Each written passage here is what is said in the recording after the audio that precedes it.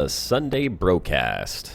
Woo-hoo! Oh yeah, it's that time again. I'm your host, Commander Josh Hawkins, joined by my co-host, The Shabuka! the Shabuka, and our unusually talented and good-looking moderator, who's That's Commander Turgeon. Oh, there he is. I thought you went AFK for a second there, Turgeon. I was like, oh, wait a second. He's still It wasn't able me to this talk. week. I didn't screw with the intro this week. No, we'll give you that one, Shabu. Yeah, well, we almost got it. It was almost perfect. Hey, Paul. Hey, ex-Gyrados. Welcome What's back going to on, the guys? Brocast. Good to see you guys. Missed you last week. Gotta say, I missed everyone last week. But Nah. not that much. No, I didn't.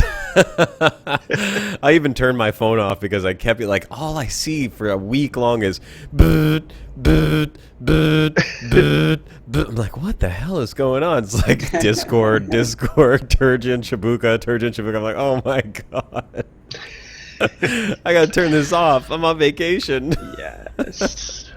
Wise man, he say, you want vacation? Leave phone at home. Yeah, I figured out eventually that I had to actually go into Discord and turn off the notifications because I turned off the notifications on my phone. Like I turned the actual notification setting and I put it at no volume, and my phone just kept buzzing and buzzing, and I was like, oh my god.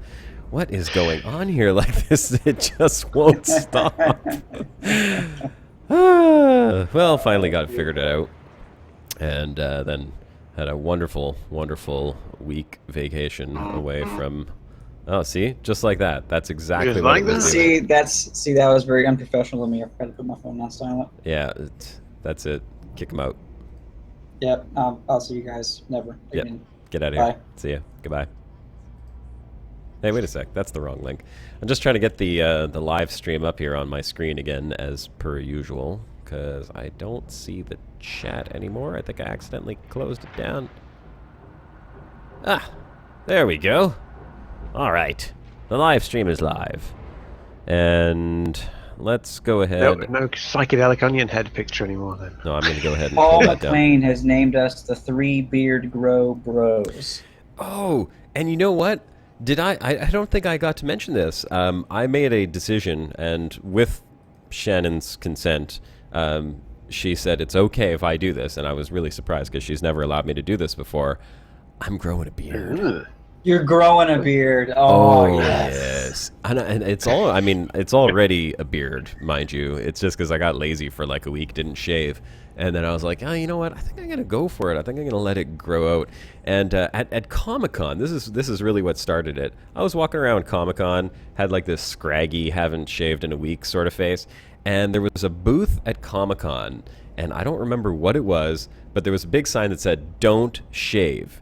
And it was for beard balm or something like that. And the guys that were sitting there, and I was surprised that this was at Comic-Con, because I was like, you know, I don't know too many nerds with beards, but, well, except for us. Yeah.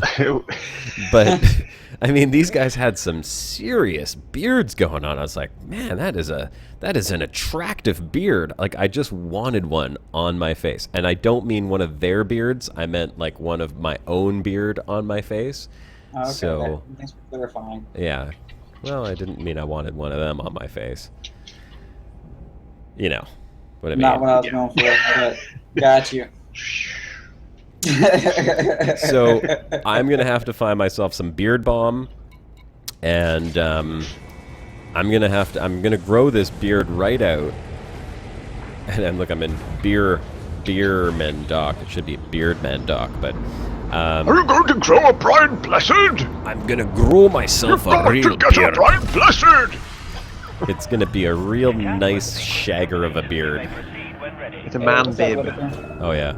Well, as opposed to a woman beard, of course. Man bib, sir! Yes. Or like my friend Brian, who's Asian and just cannot grow a beard for the life of him. we have Movember. We talked about Movember at one point. I remember it was I don't remember what broadcast that was that we discussed it, but he tries to grow a mustache for Movember, and it's just like the most pitiful thing. It's like he can't grow a beard. He's got like no hair on his face whatsoever. I'm jealous in a way, and then like totally not jealous in another way. You know what I mean? Yeah. I would love to not have to shave as often as I do, but I don't actually like shave down to the skin. I don't get like a nice smooth baby bottom face, you know. I always keep like a scragginess to it because my wife likes that, but she doesn't like actual beards, so it's gonna be a nice change to have a real beard. It's already kind of nice. I manicured it yesterday. Oh yeah. Wow. She's sexy. Manicure the beard. Yeah.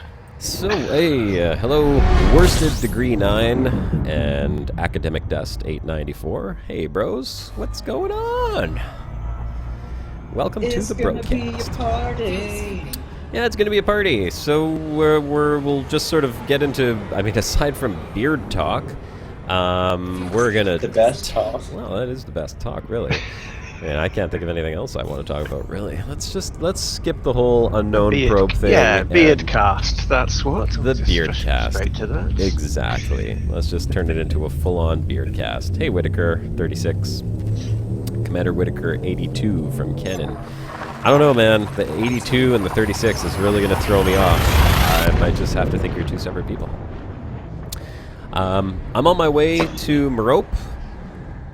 And I believe Shabuka is pretty darn close to there, if not there already. Site. He is already on site. Hello, Greatest.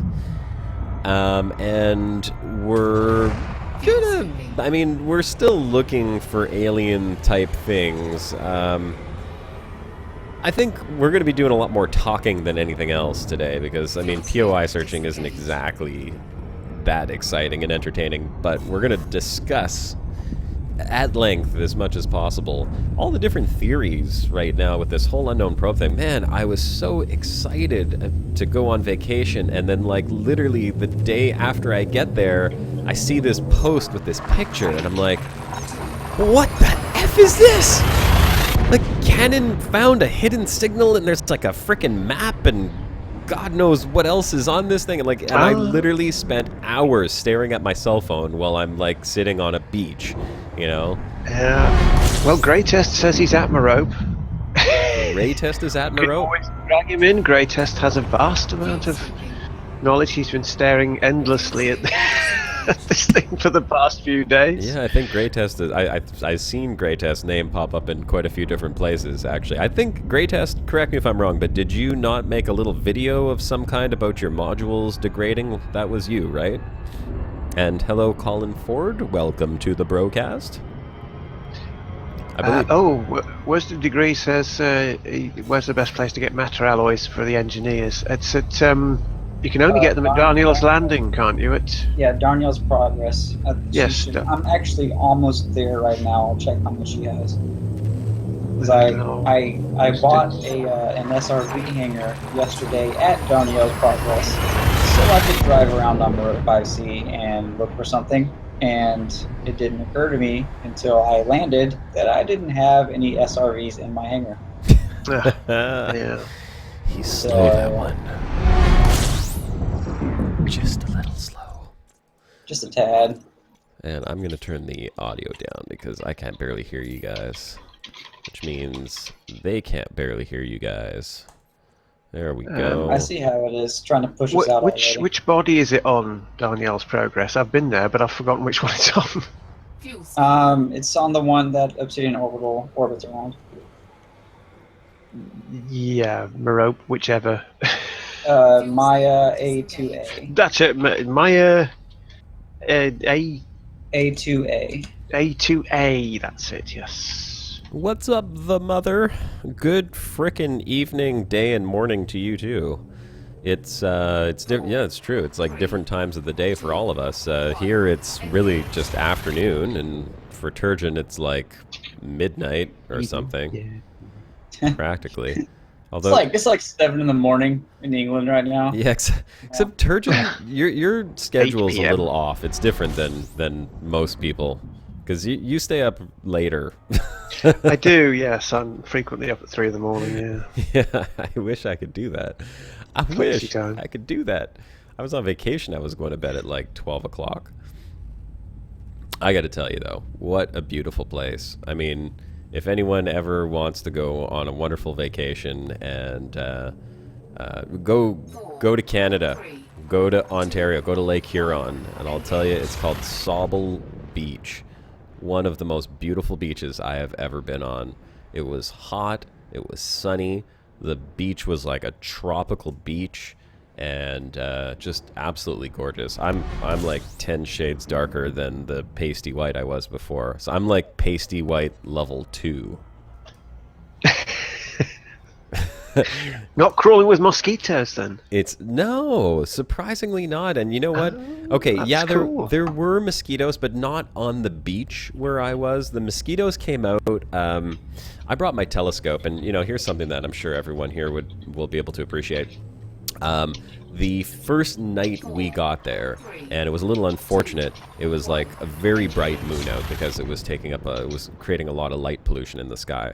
But Sauble Beach is considered to be one of the darkest skies one of the darkest sky places in Canada, and they have like a dark sky observatory area that we went to, and there was an astronomy club that met up, and it happened to be on the first night that we got there.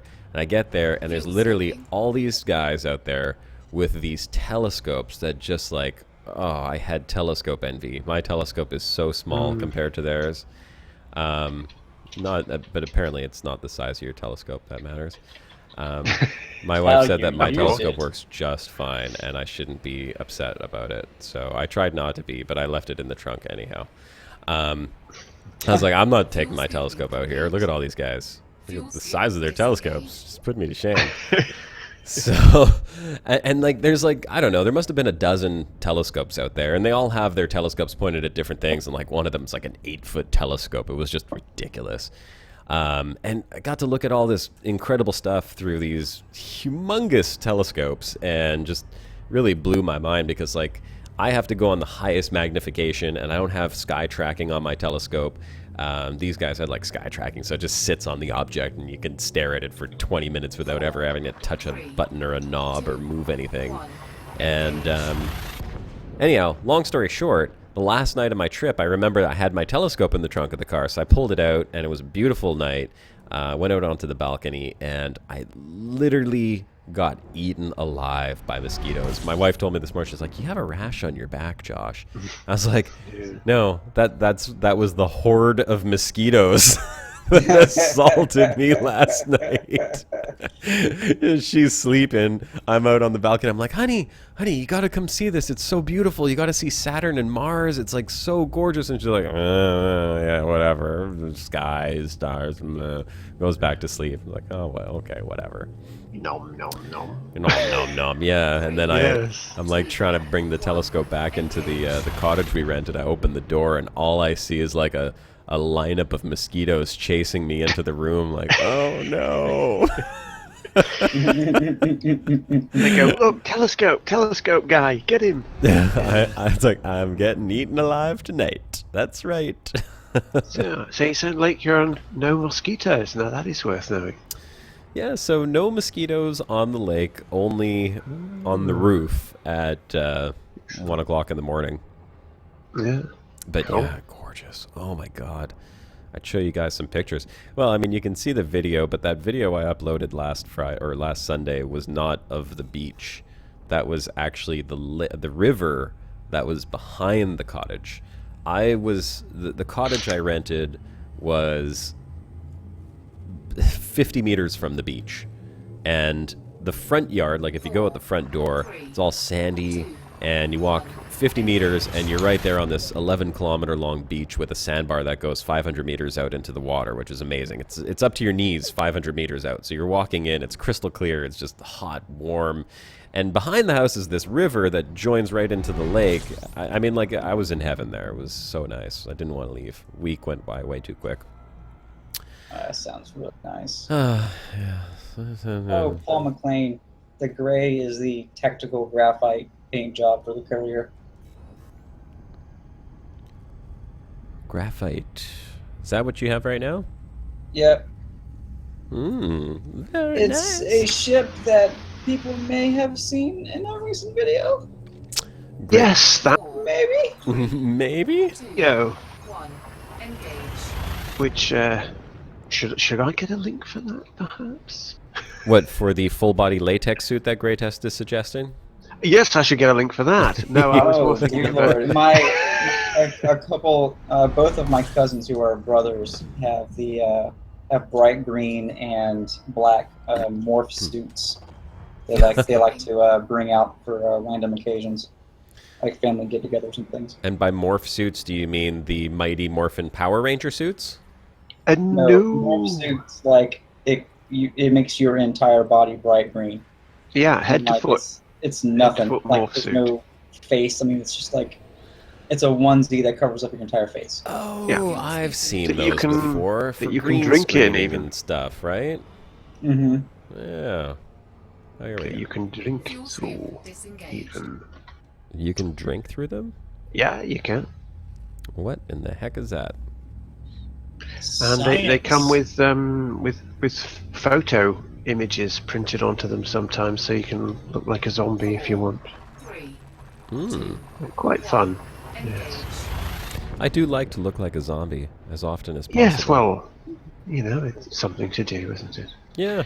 Anyway, I've put our links in chat, just in case anybody wants to Have a mark gun. them for later. Have a gander. And see Legacy. the new Legacy. series by Shabuka. Oh, yeah. Speaking of Shabuka, let's go ahead and get Shabuka into a wing. Whoops. No, I didn't mean to do that. Caller disconnected. I don't mean, want to well, talk we to can- that we Shabuka can- guy. We can talk in Discord and voice comms if you want. That would be Might be a little interesting. disorienting. You can, but why don't I pull Greatest in? Because Greatest You're is the man already that in knows. Maya? He knows about alien stuff more than we do. I just noticed I have a message in direct chat here. Hagglebeard, hey, how do you feel about the Thargoids? Exterminate or befriend? That's a good question. Well, I mean, I don't see I'll any just, reason for us Just to drag just... Greatest in, shall I? Well, yeah, go ahead. Drag Great Test in here. I don't see any reason to simply exterminate the Thargoids. I mean, we don't really know that much about them at this point. I mean, we know that there was a war back in the day, and that somehow ended up resolving itself. Thargoids disappeared, and now where are we at? You know, we don't even know if these are Thargoids. The whole thing with the Barnacles, I mean, it's a plausible assumption that this is Thargoids, but is it actually? Is it indeed? We don't Well, know. this is the thing. I mean, there is a heavy insectoid design element on both the unknown artifact and the unknown probe. Yes, there But the definitely flip is. side is there's a very heavy aquatic element on the Barnacles. And the That's two very are obviously true. associated, but are they actually the same alien race? Are they to do with the same alien race? You know what I'm We will looking know forward sooner or to? later. Oh, well, hello, Greatest. what's That's up, great. Greatest? Hello, great. I gotta turn you up, Greatest. I can't Yes, he is download awfully quiet though. I might have some audio issues because my audio just crashed now. I might need to restart it here. I can hear you now. I thought Aliens. Yeah, I can hear you Aliens, just yep. fine now. Yep. Probably aliens, yeah. Yeah. 80s modules. They do that. Well, So, yeah, unknown probes and 3. images buried in sound files. That's what we're talking today. Oh, joy. look at that connection error. This always happens while we're live, doesn't it? It doesn't happen to me. The game hates me. I'm I think it has to do with the fact that I have like 3 videos open at the same time. I'm pretty sure that has something to do with it. Yes, the mother says they're doing aquatic insects. There are indeed. Because, I mean, essentially, most insects are things that just used to be aquatic anyway, like scorpions. Yeah, They or used to be- spiders, crabs. And, of course, one of my favourites is chitons. Crustaceans, basically, yeah. Yeah, there's a lot of chiton design elements in these aliens. In and I think fact- that's many insects begin their life cycle as aquatic and then become land insects afterwards. You are right. Or air insects. Or air insects. Well, actually, yeah, I think most of them become air insects, the ones that start in the water, at least. The like mosquitoes, dragonflies, they all start off as aquatic, and then they. Oh yes, they do. There's a lot of larvae. It's really interesting. In fact, I saw some incredible larva shell or molts rather when I was on vacation the other day. I pulled up this giant dragonfly molt. It was the larva of a dragonfly as it had crawled out of the water and then molted into a dragonfly. And my wife was so grossed out. She's like, "Ew, you're touching it." I'm like, I have tarantulas at home, and I touch their molt from when they grow. They shed their whole body, basically. It's we know how much Shabuka loves spiders. Yes, not keen on our arachnid friends. No. Yes, well, I had many tarantulae, which is I don't think it's actually tarantula. At one point, I just sent wing request to both you guys, by the way. Got it. Thank you. Comes. And it's the exact same thing. I mean, I would have been grossed out by it before I had my tarantula, but now I understand. It's just literally, it's a shell of their body that they molt out of, and they just leave it behind. So I pulled this giant molt of a dragonfly off the thing, and I was looking at it, and I was like, Next fire group. Thargoids? Yeah. All right, let's get over to Merope. I'm one jump away. Commander Thudpucker just texted me again, and he said, "Greetings, sir. Would you be kind enough to give my best to the Brocast? Thanks in advance." I guess I did that now. Yes, you did. Yeah. Hey, I've there's just Chopper put a guy link is there back. to the conspicuous chiton. I have put a link to in chat because if you look at that, you think, "Hey, I've seen that before." Hey, look what the mother's saying. Unknown artifacts. Hey. Did we just uncover the life cycle of the aliens? Possibly so. Maybe that's what it is. No, what was it? The beluga liner and the dolphin. Their concept art was underwater. Mm. If I'm not I've seen that, mistaken. yeah. Well, you see, I'm wondering why we don't have Moray starboats in the game. We've got all of the other classics here, apart from, of course, the crate, which we want crate. We all want the crate, don't we? But Everybody wants no the crate. Moray starboats. Where's the starboat? I'm wondering if it's because they're going to assign it to one of these alien species that we haven't seen yet, which would be aquatic. Could one of you guys please turn on your wing beacon if you are actually Shabuka, probably, because you are more likely near the planet? I'm directly at the planet. I'll turn it on in a second. Okay, because I don't. I'm not have in any a discovery particular scanner. area. I'm in an interesting crater. So, Greytest, you have clearly been keeping tabs on all of the different theories going on, and that's what our whole theme is for today. Is we want to see if we can discuss as many of the different theories as to what exactly is going on with this unknown probe. You know what, Turgeon, could you do me a favor? Could you pull up the video of what was it, Rizzle?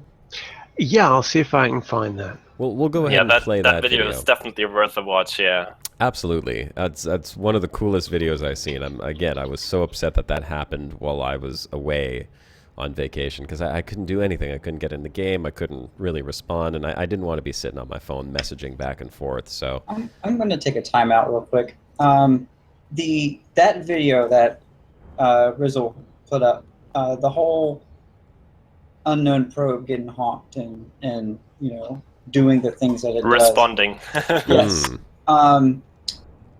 That happened, last Monday? I think it was? I think so. It was just a couple days after I got, I went on vacation. So yeah, it was around that time. So, not sure if anyone watching has seen the first episode of Legacy. But if you have, there's a little bit of a similarity between what happens when that happens in a particular scene in that video. Indeed. And I haven't heard back from Frontier about any kind of royalties. But it seems to me like, come on. I wrote that script like 3 weeks ago. I can Yeah. vouch for that. I can totally vouch for that. I wrote It's that amazing, stuff like yeah, a how month fitting it ago. is. Yeah, it was quite coincidental. Quite So coincidental. I think either Frontier watches my videos and decided to straight up steal my idea, or they hacked my Google Drive account. And I'm not sure which one I'm more comfortable with. Or you're channeling Thargoids, which hey, again would be ironic. It would. question, Great Test Shabuka, where exactly is the station in this system? Because I don't have a Discovery scanner, so I can't. There's no station in Merope. Oh, it's not in Merope. Where It's is in- it? It's in Maya. Oh, it's in Maya. But which is Yeah, the one next where door. which one has the outfitting? Darnielle's Progress. Okay, darn it. Gonna have to head over there, I guess. It's Maya A2A. Let's hope I can scan it at least. I don't think I'll even be able to do that. Let's say hello to a couple people in the chat here. Chin San, what's up? Who else we got here? Yugo War. Big problem with unknown probes is that they don't seem to be spawning in Threat 4 convoys in Ross 47. That's where they were originally found, was in Ross 47. So they're not spawning anymore. Where are people finding them? Well, there was one got found in Wolf 504. In Alliance space, yeah. Yeah, in an Alliance space. Like an Alliance convoy had a UB. It wasn't the Feds, which is a rather interesting thing to happen because it's always been the Feds. Yeah, the people over at Canon Discord, like the people with Julian McCoy and stuff, they were looking into that like the whole week since last Monday, and they were They were not only trying to figure out that signal, they were also trying to figure out how to find more of those UPs. Well, I guess They had- finding more would be essential for performing more experiments on them, obviously. Especially since you lose them quite easily because they're prone to bugging out and just disappearing up on scooping and stuff like that. Of course, the FDEV tech support helped them out several times, but then again, if you have more of those, you can try out different things.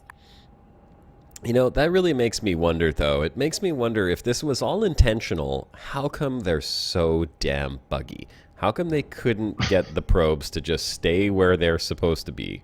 Is it... I Well, guess you might as well ask why we can't have meta alloys spawning in barnacles at the moment. Yeah, I guess it's just because they're implementing new mechanics into the game and they're not very well tested. Yeah. That's just my guess. I'm at that. hoping it's because they're all frantically hard at work on the rest of the content for season 2, and so they'll leave something that's half functional in a half functional state because at least it's half functional because they're too busy working on other things. That's what And I hope. I also guess they don't really mind confusing us a little bit more. No, they certainly don't mind confusing us. That's for sure. Okay, I got a bit of a problem here. No Discovery scanner. I can't even find the darn planet. Nav beacon. I can't... There's a Didn't nav stop beacon. at the I nav don't beacon, even did see you? the nav beacon. Oh, wait, I do see the nav beacon. Yeah. But what's that going to do if I don't have a scanner? Drop just into go the and nav scan- You beacon. have a scanner. You have to have a scanner. You just scan it. Just target it. Yeah, you have all ships have a crappy little scanner that doesn't need to be equipped. But if you head to the nav beacon and get within 600-700 meters of it, it'll just automatically give you and with it targeted, it'll give you the system data, which Okay. is something that they should have had in from day one. But I'm glad they've put But- in now. Be careful there, because there are always NPCs there, and if you have anything in your cargo hold, they will gladly attack you. Okay, well that's not Yeah. the one. The system, the station you want me to go to is not the one that's 300,000 light seconds out, is it? Correct. It It is not. It is not. Okay, that's good. All right, flying back to the nav beacon. So, what is the most current theory that's being explored right now, Great Test? Why don't you tell us what exactly Canon is currently pushing as the most plausible theory? Well, I'm not on the I didn't check out anything today over on the Discord, but I know that the most recent hint they got was actually from the newsletter from FDEV themselves, because they had a little article in there about the whole discovery of the signal and about Canon, of course, and there was a little hint that the words "a key" were marked or highlighted in green. So Yes. people, of course, instantly jump to the conclusion that this specific color, like the color code of this specific color, is probably actually some sort of key or further hint towards the whole mystery of those signals. So and the color. Okay. yeah, Do they have, or do you have any idea as to how the color comes into play at this point, or is this just sort of? it's very hard to figure out because it's so vague. There are so many different theories by now about what these symbols could mean. I guess it would be best if you just played the video for now so everybody can see what we're talking about. And then after that, maybe you can put up the actual picture of the signal. Yep. So we're on the same baseline here.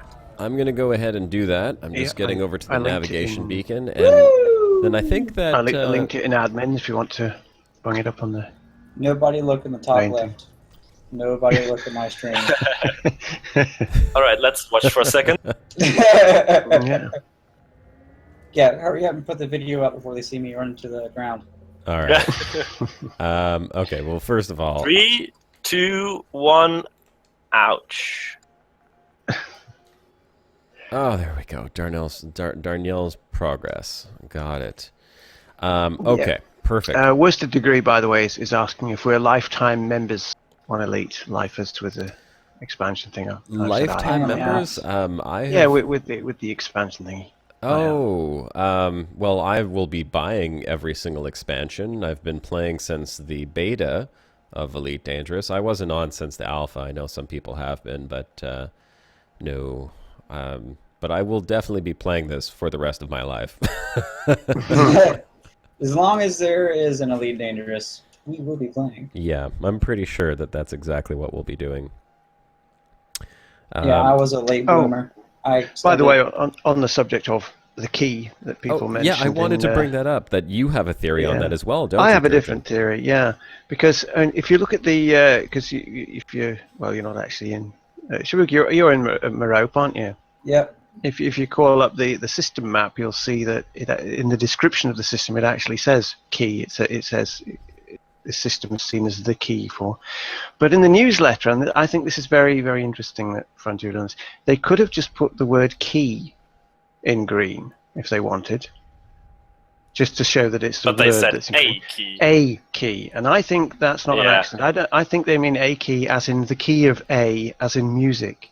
And I think That- what we're looking yeah. at with this whole thing, because the symbols around the main center image that we've all been looking at are octal. They're in base 8, which of course so are octaves in music. And so I think what we're going to be getting is musical coordinates. They'll be sending some probe or some alien whatnot in the future will be giving us music or tunes of some form, and we'll have to crack them as coordinates that we'll have to look at later. And I think that image is telling us what order they're giving us. They're going to give us the musical notes to give us the coordinates. That's my theory, anyway. Yep, exactly that. Oh, what a great movie. All right, here goes. Exactly that, yeah. We'll expand on that theory in Oh, just yeah. 1 second. Here is the video from... How come this says it's from Ricardo Salusti? I thought it was... Oh, maybe that's his YouTube name? That's Yep. All right. 73,000 views on that video. Unbelievable. All right, Jesus. folks. Here it is. What you are watching is Rizzle. I guess that's his in-game name, right? Rizzle or Rizzle. Yep. Was the first to discover this. He was performing some experiments on the unknown probe, checking it out. I think he was getting close to it here. Yeah, he's getting awful close to it. He almost crashed into the darn thing. Probably pop his unknown probe just like that. And he's got the David Braben bobblehead, which is fantastic. I want to get one of those. Yep. And he did have an unknown artifact in his hold, but it has been confirmed that it does not matter. It will still do the same thing if you don't have a UA in your hold. And then after a little while of fiddling around with it, he decides to pop his discovery scanner on it, which he's going to do in just a second. And watch what happens.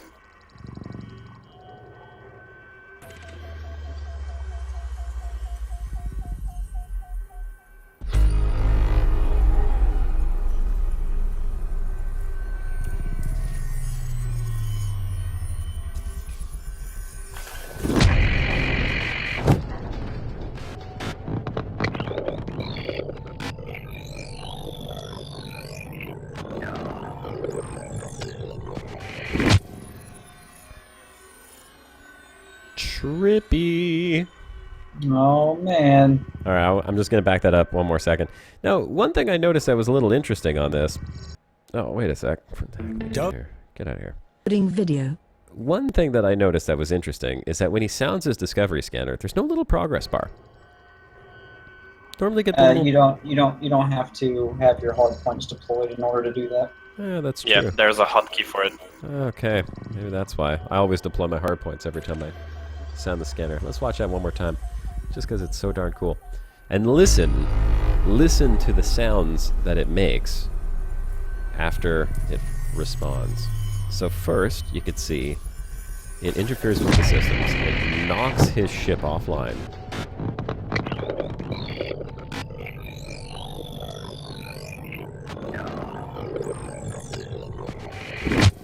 Now, here's the cool part. Someone then took that sound and ran it through a bunch of different things. Some spectroscope. Yeah, it's a spectrogram waveform representation in sound programs. The free program video. Audacity will do it. Audacity does that, that's yep. right. Yeah, you can actually do it yourself. If you take the recording from the video, the audio recording, you can see that yourself. You have to fiddle around a bit to get it right, but then you see it. In fact, Turgeon did that himself. I know that for a fact because I saw his reproduction of the image. And I'm going to look here. Is the image in our admin as well? Yes. I'll tell you what. I've got one that I've got some mad scribblings on that I'll just stick in admin for you. I was working out whether the things at either side of the image actually had any relevance There's or a not. couple really cool. There's a guy made a GIF of several different recordings of it, and you can see the noise, just kind of the unneeded sounds. You can see them moving around, and then the actual parts that matter, that stay the same throughout all the recordings, Oh, the GIF. don't move, and which is really helpful in determining, what is useless noise and what FDev wants us to see. That's kind of a cool way of doing that. Turgeon, if you want to link the original image in there. Yeah, I've got one that I've put mad scribblings and rotated and fiddled around with. But yes, right, well, while we're waiting I've got for the that, original. Let me put up a couple other ones here that are also of worthy note. I could here's one. Generate a new one in Audacity. This is. Oh wait, you know what? We won't show this one yet because that one has some relevance, but we'll get back to that one in a second. While I wait for Turgeon to pull that up, I do want to just mention one thing very quickly, and that is a very big congratulations to Turgeon for hitting 1,000 subscribers. Hell Why, thank you. Congratulations, man. I saw you sitting at 999 before. It was so funny. YouTube was just teasing me there. Yeah. That was actually something I was watching finally as well. made 1,000. Yeah, watching it creep up there. Josh, I posted you a very interesting or well worked out image in the bro bar. In the bro bar, got it. You could pull that up because there's a lot of information in there just about all the different stuff you can pay attention to, basically. Yeah, I saw this one last night, I think I was looking at, as a matter of fact. And, yeah, it's pretty up to date. I'll put this one up because I thought there was something interesting just in regards to what Turgeon was just saying about the musical thing. Here, let me pull this one up first. I don't know if it's going to fit. Oh, well, we can see part of it at least. You know what? I can even just make this a bit bigger. So here, well, whatever. We'll put this middle one on. So what we're looking at here, this is actually what the image ended up looking like when it was ran through a spectroscope. You can see there are a number of different symbols. There are, well, there's this sort of like radar image in the middle here, which I guess a lot of people are theorizing it represents a planet of sorts. And then you have these 4 symbols on each corner of it, which are kind of like a binary or Morse or some type of believed to be some type of coding. A lot of people have said that they're different numbers or coordinates, but we haven't yet cracked that because nobody's figured out where exactly they're pointing to. These have to do with many of the different theories. And of course, you have the two lines off on the bottom left. You've got the two curvy lines on the top right, and then you've got the long line on the top left and the pointed line on the bottom right. All of the symbols on the left and the right of the center part of the image, we don't even know if those are relevant. Those were kind of hidden in a lot of the noise, and it could have just been background noise. It could be nothing. It could be something we don't know. To me, it's the center part of the image that seems the most defined, and I think where we're going to be able to figure this image out from, right? What do you guys think? Do you guys believe that the information on the left and the right, is just echoed information or background noise, or do you think it's actually something that is going to be part of the code? Ooh, I'm getting malfunctions. Oh yeah. Oh yeah. Yep. Look. Oh my gosh, my modules. At the same. I'm not so sure about it, because what I thought was very interesting is if you zoom out and if you like this picture you have pulled up right now is very much processed and worked over, so it's not quite the original image anymore. But the original image gave you a sort of 3D vibe if you looked at it, if you looked at the whole, because those lines at the left and the right of the center image part are sort of looking like waves basically, and they give you a 3D space feel. Yeah, I've just uploaded the a fresh raw one to the admin if you want to swipe that. I've just knocked that one up in Audacity just now. I'm just scrolling, or I'm just moving the image up again here to the top part of that image. You can see people have put notes on there, binary symbols, the map. Audio in audio. So my guess, much to my annoyance, unfortunately, but I think that the symbols on the left are rotated and mirrored echo or pre-echo of the.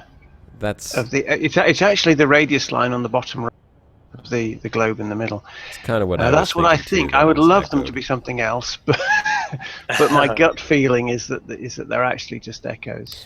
Now, interesting. I hope I'm wrong. I hope they are something else. If you look on the very left, at the very beginning of the signal, right now you see it says blue channel empty, and there's these sweeping lines. I was thinking that if there is something to do with music, that would be those could be like the bar lines there, like the note lines. Kind of looked like it. I think is that the bit where the discovery scanner is, or just before, just after? Yes, it's between. I think it's right after. Yeah. Yeah. So it is interesting. This is the image that came from the spectroscope. I think this top one here is really the clearest one. You can see just where it says binary symbols, those symbols with the whole map. That section is the part that I believe is the most important, of course, and where we'll start to make some interesting discoveries. And if something to do with green, I mean, green is the key. We don't know exactly how that fits in, but the binary symbols. I did a little checking. I used Morse to see what letters they represented. I think it was like R, U, W, and D. I couldn't really figure out what those represented. I think people used binary as well to determine a number system, and they were checking coordinates. Yeah. One theory the Canon guys were very focused on at the beginning is that it's relating to pi, because the numbers around... 3142. Exactly, it's 3142 if you read it from the top right-hand corner in clockwise, basically. And I they still don't thought know where they that's got some that sort from, of though. key, especially since you have the actual radius there in the image, like the line in the bottom right-hand corner is the radius if it's a planet. So they tried to take the radius of Merope 5C, because that's where those UPs are pointing to, and try to figure out any sort of combinations and calculations with the actual radius, which is, I think, 1,478 kilometers. But it never led to anything significant. That's why they're still thinking about what it could mean. And that's why I think the theory of Turgeon is very interesting. It's a whole new take on it. Oh, it's a fantastic theory. I really like Turgeon's theory. Yeah, I mean, with the I music. think that because those symbols around the edge, yeah, they are binary, but three columns. Now, the only thing that you can use, binary in 3 columns like that is 8 with 0 to 7, 8. But it's also if you have an octave, so that it goes from A to A. And I suspect that the 1, 2, 3, and 4 are referring to parts of that diagram that tell you how to construct 3-dimensional coordinates, possibly on a galactic scale or whatever. So that the one in the bottom right is telling you that it's the radius coordinate first, and then the theta and the pi coordinates, phi coordinates that you need to make a 3D one. I don't know what the 4th one is though. that's the only problem with that. I don't know what that refers to. Because if Well, you're mapping something in galactic coordinates, you only really need the 3. But there's a 4th one there, and I don't know what that would be. The 2 lines facing outwards. Yeah, unless they're microwaves. There were several theories to those as well. At the beginning, people tried to overlay this signal, this picture, over the Yes, planet. I've overlaid of it. 5C. They tried, for example, overlaying it over the largest crater on Merope 5C. That's where I am right now. Because then those 2 lines were actually pointing almost exactly at 2 of the barnacle locations on the planet's surface. So they tried to figure out if the radius line in the bottom right-hand corner would then be some sort of directional advisory where you have to go.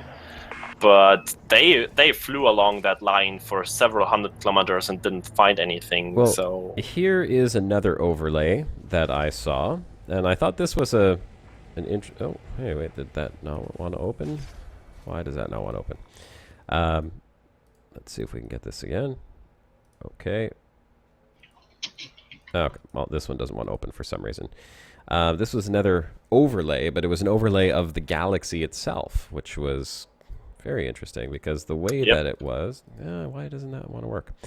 Hold on. Let me see if I can just add another image here. Yeah, the people from Canon really tried everything. They're amazing. They have the craziest ideas and theories about the whole thing. And if you think you have an idea and you go there, you can be pretty sure that somebody already tried it. Yeah. Okay, so here is the overlay. Sometimes the Discord channel is a bit like the infinite monkeys and just so much going on in there. They'll come up with the right eventually. So look at this one. This one's quite interesting. They've got... what is it? The large and the small Magellanic Clouds on the 2 lines poking out the bottom Shabuka left. strikes again. Side note. Oh, Shabuka. Here, let's move that over so we can watch Shabuka do his thing. There we go. I was trying to be fancy around the canyons and do a couple of these maneuvers I've been practicing, but it didn't really work out very well. So they have laid this out with the center of the crosshairs, I suppose, pointing at Sagittarius A. And then that line down to the right ends up pointing to this nebula, which apparently is permit locked. So that's kind of an interesting theory right there, overlaid over the galaxy. I mean, I don't know how they determined the scale to put that on there. Technically, I'm sure you can expand that to several different... My problem with this, and I told you this yesterday, Josh, like the nebula it's pointing to, it is permit locked, but it's a generic nebula. Yeah. Like it looks the same as a good number of a nebula in the galaxy. And I feel like if you're gonna hide something in a random nebula somewhere, and it's gonna be like vital to moving the plot forward and everything, wouldn't you put it in a hand-drawn one, make it look a little cool? Well, maybe they added the nebula so long ago in the creation of the galaxy that they didn't want to or couldn't change it afterwards, and they came up with the whole storyline later in the development cycle. So maybe they had to put it somewhere.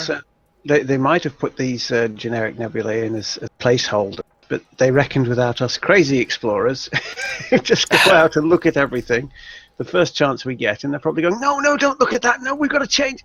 But it's too late because we've already seen these things now, so they can't change them. It's a very good possibility there. Yeah.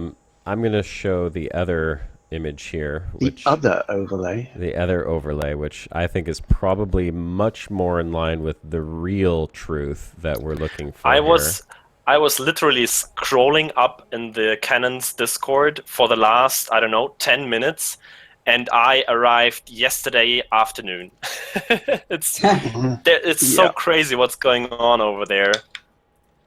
Because I'm trying to find one specific image I have in mind they posted, which was very interesting, or very clear at least.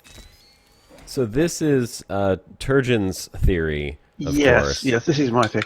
This is just a cautionary tale to people who like overlaying things on things. Basically, saying that if you want to, you can see just about anything in anything. And there you are. But we know theory that is Frontier sound. love their pizzas. Frontier and Developments, they love their pizzas. It's very sound. I mean, the ideal slice is. width is quite accurate. And the elbow room that you need when you're at a diner, that is a rule of thumb that I feel like goes unspoken, but everyone knows. Now, I think you've made one error in this whole thing. Is those are not microwave lines. That's what heat. then? That's radiated heat for cooking the crust. see. And I think they're saying you wanted A grill. 2 lines to grill. That's the heat setting. Otherwise, you burn the crust. I think you've got a point there. Yeah. Yes, exactly right. That's probably what the binary symbols are. Fan-assisted at the top oven, are it for. means. Yeah. Fan-assisted oven lines. Yes. So I think That's this hilarious. is probably the most sound theory that we Paul's have right. so Paul's far. quite right. He says it's a circular cutter, pizza wheel. Yes. Oh, right. Don't There cut you it go. with scissors. Don't cut it with a knife. Pizza wheel. Pizza cutter. Yeah. Well, I think there's quite a few very sound theories, and Turgeon, this is your second theory as well. Your first one I don't have on here. Can you pull that one up so we can show that to everyone? Because that one, yeah, you know which one I'm talking about. The other one. The other Yes, hang one. on. I'll just find that one. That one was also a very good theory. Ugo War saying, "Damn, now I'm hungry." Paul, you hate pizza, Paul? Which, because Where I'm did I so put hungry, it? I'll be right back. Oh, hi Andy K. Evening, and Paul. No, not Paul. Sorry, Phonobrain. I just seen in here, and Bruteboxer as well. Sorry, I haven't really been paying too much attention to the chat because get your head stuck in these theories, and that's all you see is Thargoid symbols and sounds. So that's kind of what's going through my head right now. I'm sure that's what's going through a lot of people's heads that's playing at this time. Do you mean the one I've just put in the admin? Let's channel? take a look. I'm sure you know exactly which one I'm talking about. Let's see. Yes, there it is. That one. Yes. So, My first theory. yes, let me put this one up as well because this is another sound theory as to what the symbols could represent. Let's go ahead and change this. And so here is another possible representation. The same as on Voyager's Golden Disk. There's a nice little drawing of our solar system, and there's also a nice little drawing of a human being. So I think that's what this is. You just juggle the picture slightly, and there you go. There is a portrait of a Thargoid. Yeah, that's what they look like. It's a Thargoid selfie, everyone. That's what it actually Thargoid is. selfie. Stop trying to think of it as a map. Santa. They just wanted us to know what they look like. What they look like. That Hello, they're little fat friendly and guy. jolly. Okay. Yeah, Since the last time we smiles. saw them, they have become Smiles. fat and jolly. Or maybe they're just mocking the humans. That's the thing. Yes, this is what we think you look like. Yeah. Yeah, they're like, you look fat and tasty. You look fatty. ripe for the harvest. So yeah, this is another possibility. All right, so let's get those down. You know what I want to watch one more time is I want to watch the unknown probe shutting down video here. Let's put this one on one more time. Worth watching again. I'm just going to skip the beginning. Let's just show this one more time. So for anyone who's watching the Brocast right now, first of all, welcome to the Brocast. I see there's some new people in here. Let me just give you a quick round of introductions before we watch this video. My name's Commander Josh Hawkins. I'm joined by my co-host Shabuka. who has his mouth full of Chex Mix right now. Sorry. And our wonderful and excellent moderator and other co-host, Turgeon Starstone. Hello, whose mouth isn't full of snacks at the moment. Turgeon Someone's will hogging them all. go ahead and put some links in the chat for you guys. Yes, I'll dig out our channel links. Yeah, grab out our channel links and put them in there. The three of us, if you're not familiar with us, we're all content creators. We all make content for Elite Dangerous. We each have our own individual YouTube channels, and we have all kinds of cool stuff on there. We'll start with Shabuka. Shabuka was basically the lead content provider following the Distant Worlds expedition, and he has some excellent videos if you were interested in exploration. That was over how long of a period did you make those videos? The whole trip. The whole trip. We started January 15th. I got back, I think it was a month and a half, 2 months ago. So he covered the whole Distant Worlds expedition. If you're interested in seeing some of the places that they saw and some of the events that they did, you can go check out his channel. He also has a new series that has just released, the first episode of which came out last week, I think it was, last Friday? Yeah, Friday before last. Called Legacy, which is a very interesting series. It's the first series that's come out for Elite Dangerous that actually features the villain. Yes, villain is the main protagonist, and I'm having so much fun with it. And it's a really cool series. You guys should go check that out. Turgeon will put a link in there. Turgeon has a channel that features Turgeon's Travels, which is a little bit more of a comedic series, but excellent writing. Fantastic. Well, I say a little bit comedic, Turgeon. Essentially entirely. It's really entirely People have said comedic. to me, hey, that's like Red Dwarf. And Yeah. I'm thinking, thanks for the comparison. I don't think it's anything near as good as Red Dwarf, but there you go. Some It's people have said. effing hilarious, and every time Turgeon puts out a video, I can't wait to watch them. My wife loves them as Especially well. last week's. Always mention that. Last week's was great. Actually, last week Turgeon and I did something interesting. We had a little bit of a crossover series, and That was amazing.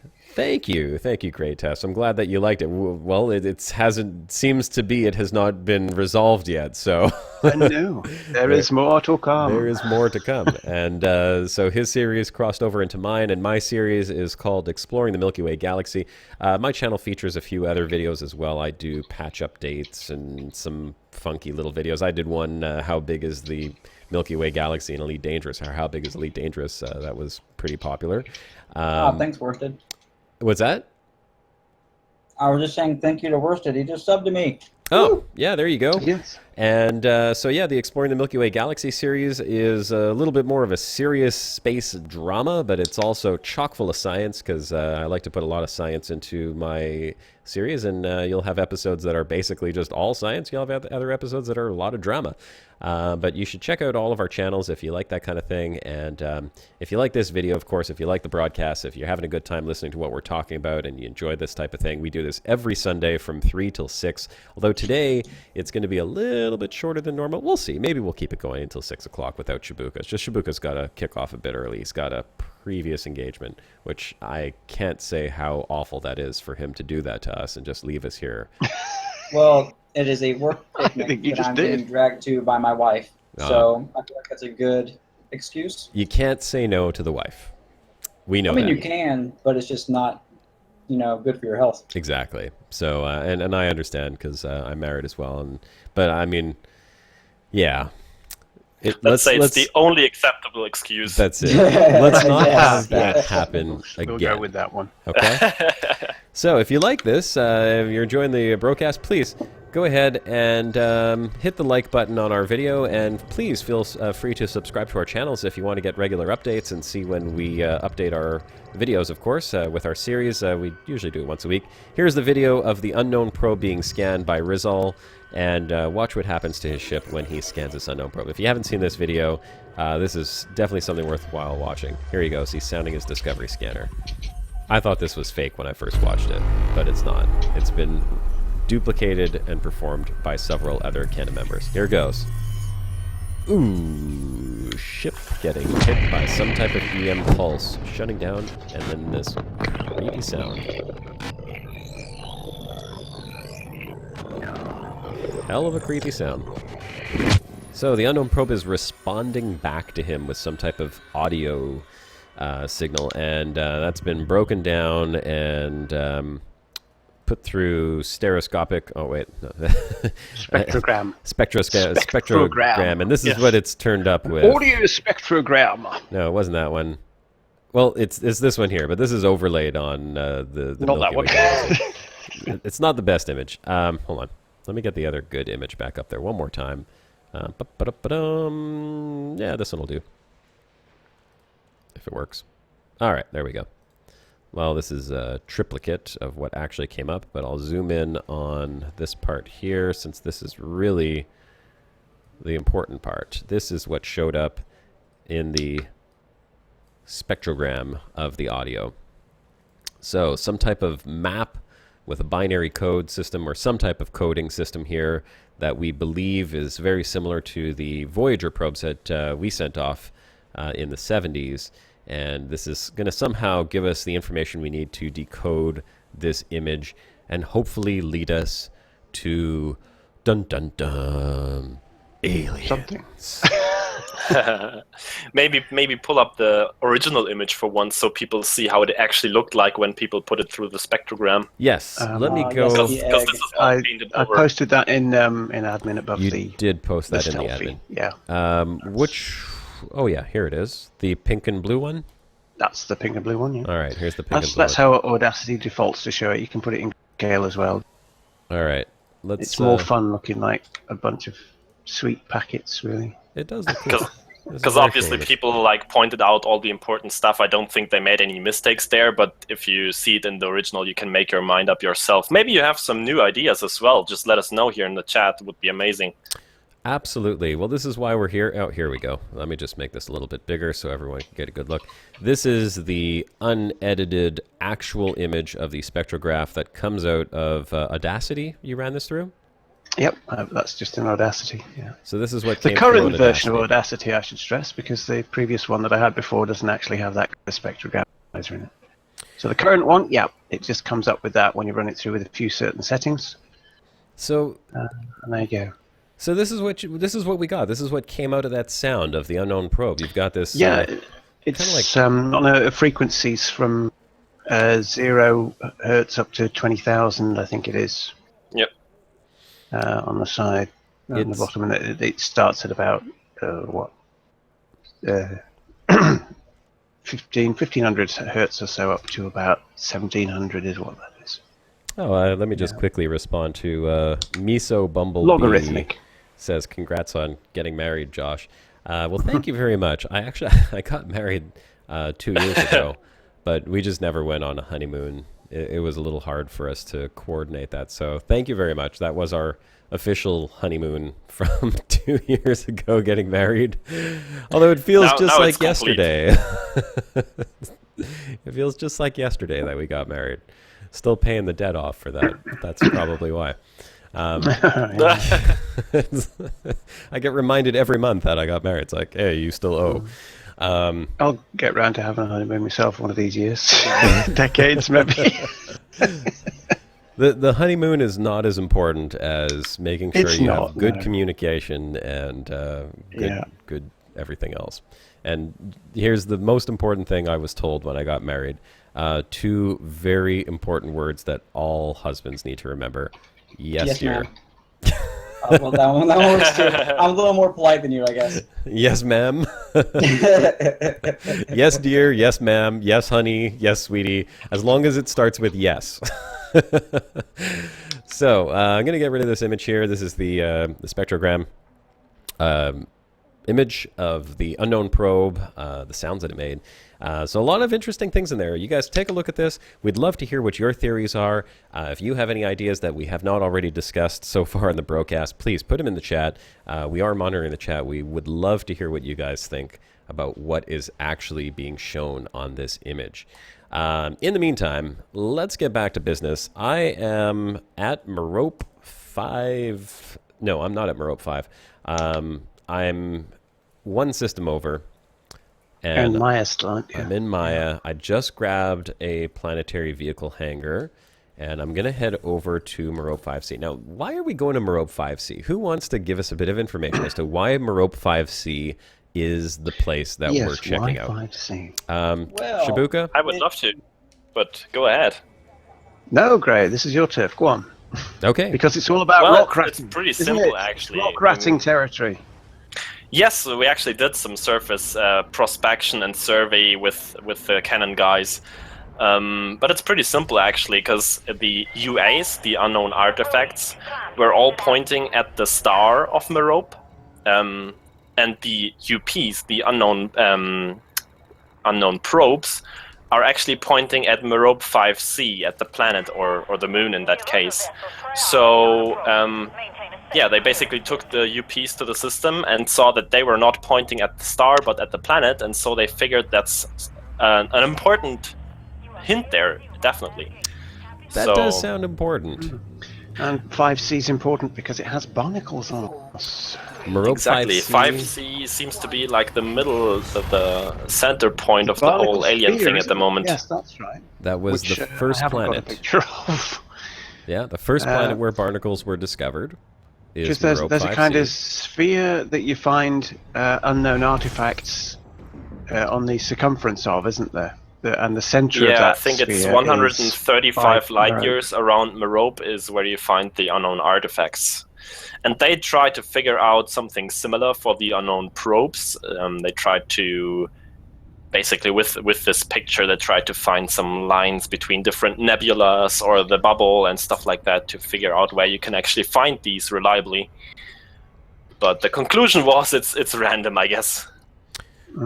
So, going way back when the first unknown artifacts were discovered, the unknown artifacts were all pointing towards the star at the center of the Merope system. And they If you formed, drop them in space, they line up and point. they pointed to in the the star. So it guided everyone to the Merope system, which is how the first barnacles were found. And then I guess the first barnacles were sort of found by complete accident. I mean, someone was flying around thinking, hey, there's something with this system that's got to be special because the UAs are pointing there, and people landed on Merope 5C and discovered the first barnacles. And since then, all the testing has been with the unknown artifact and the barnacles, but nothing really new has come out of the unknown artifacts other than pointing us here, and then, you know, people finding the barnacles and then collecting the meta-alloys. Then the meta-alloys started affecting space stations, and oh, hey, we got Hagglebeard in the wing. Then after the space stations were getting affected by the... No, it was the space stations were getting affected by the unknown artifacts, excuse me. They were shutting down systems and basically corroding them.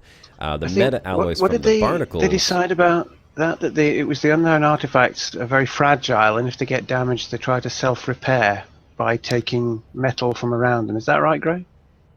Not sure about that, but it sounds about right. That's what the theory was. I remember that was something that had been discussed. So it's like it's absorbing material from its surroundings in order to repair itself. Yeah, given a preference, it'll take meta-alloys over anything else. So then people started shooting the barnacles and collecting meta-alloys, and then realized that, hey, those meta-alloys were repairing the station and allowing the stations to function. So people have been harvesting the barnacles, bringing the meta-alloys, and this unknown probe was only discovered a few weeks ago.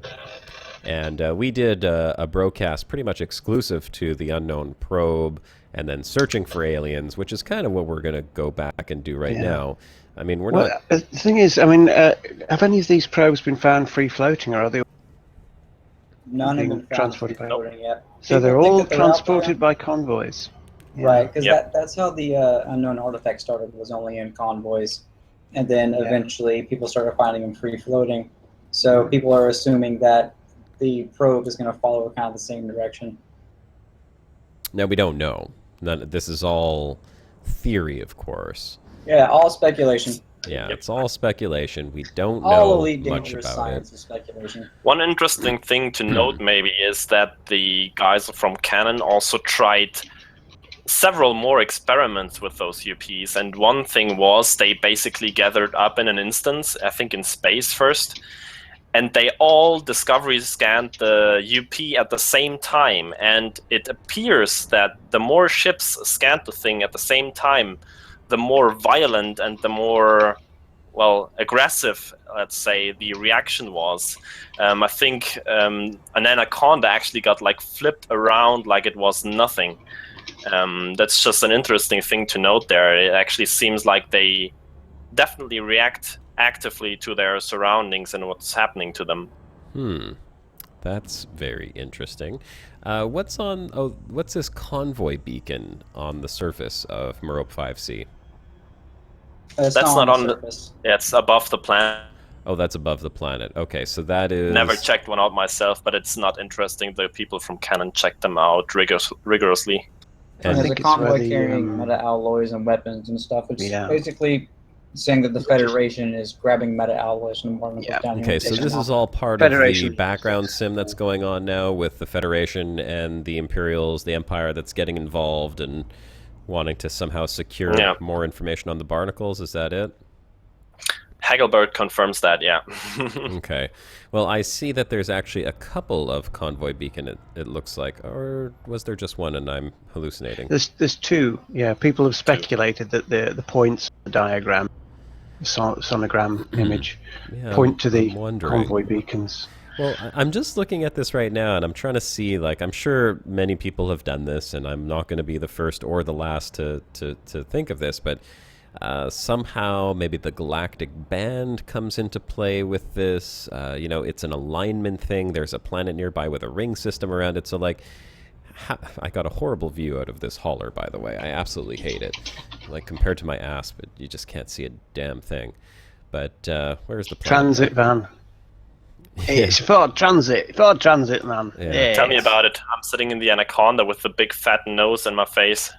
There it is. Okay, so there's the planet right up over there, and there's the big crater on Merope, which some people have also said the lines on the thing represent the crater, like the crater walls and the location of the crater.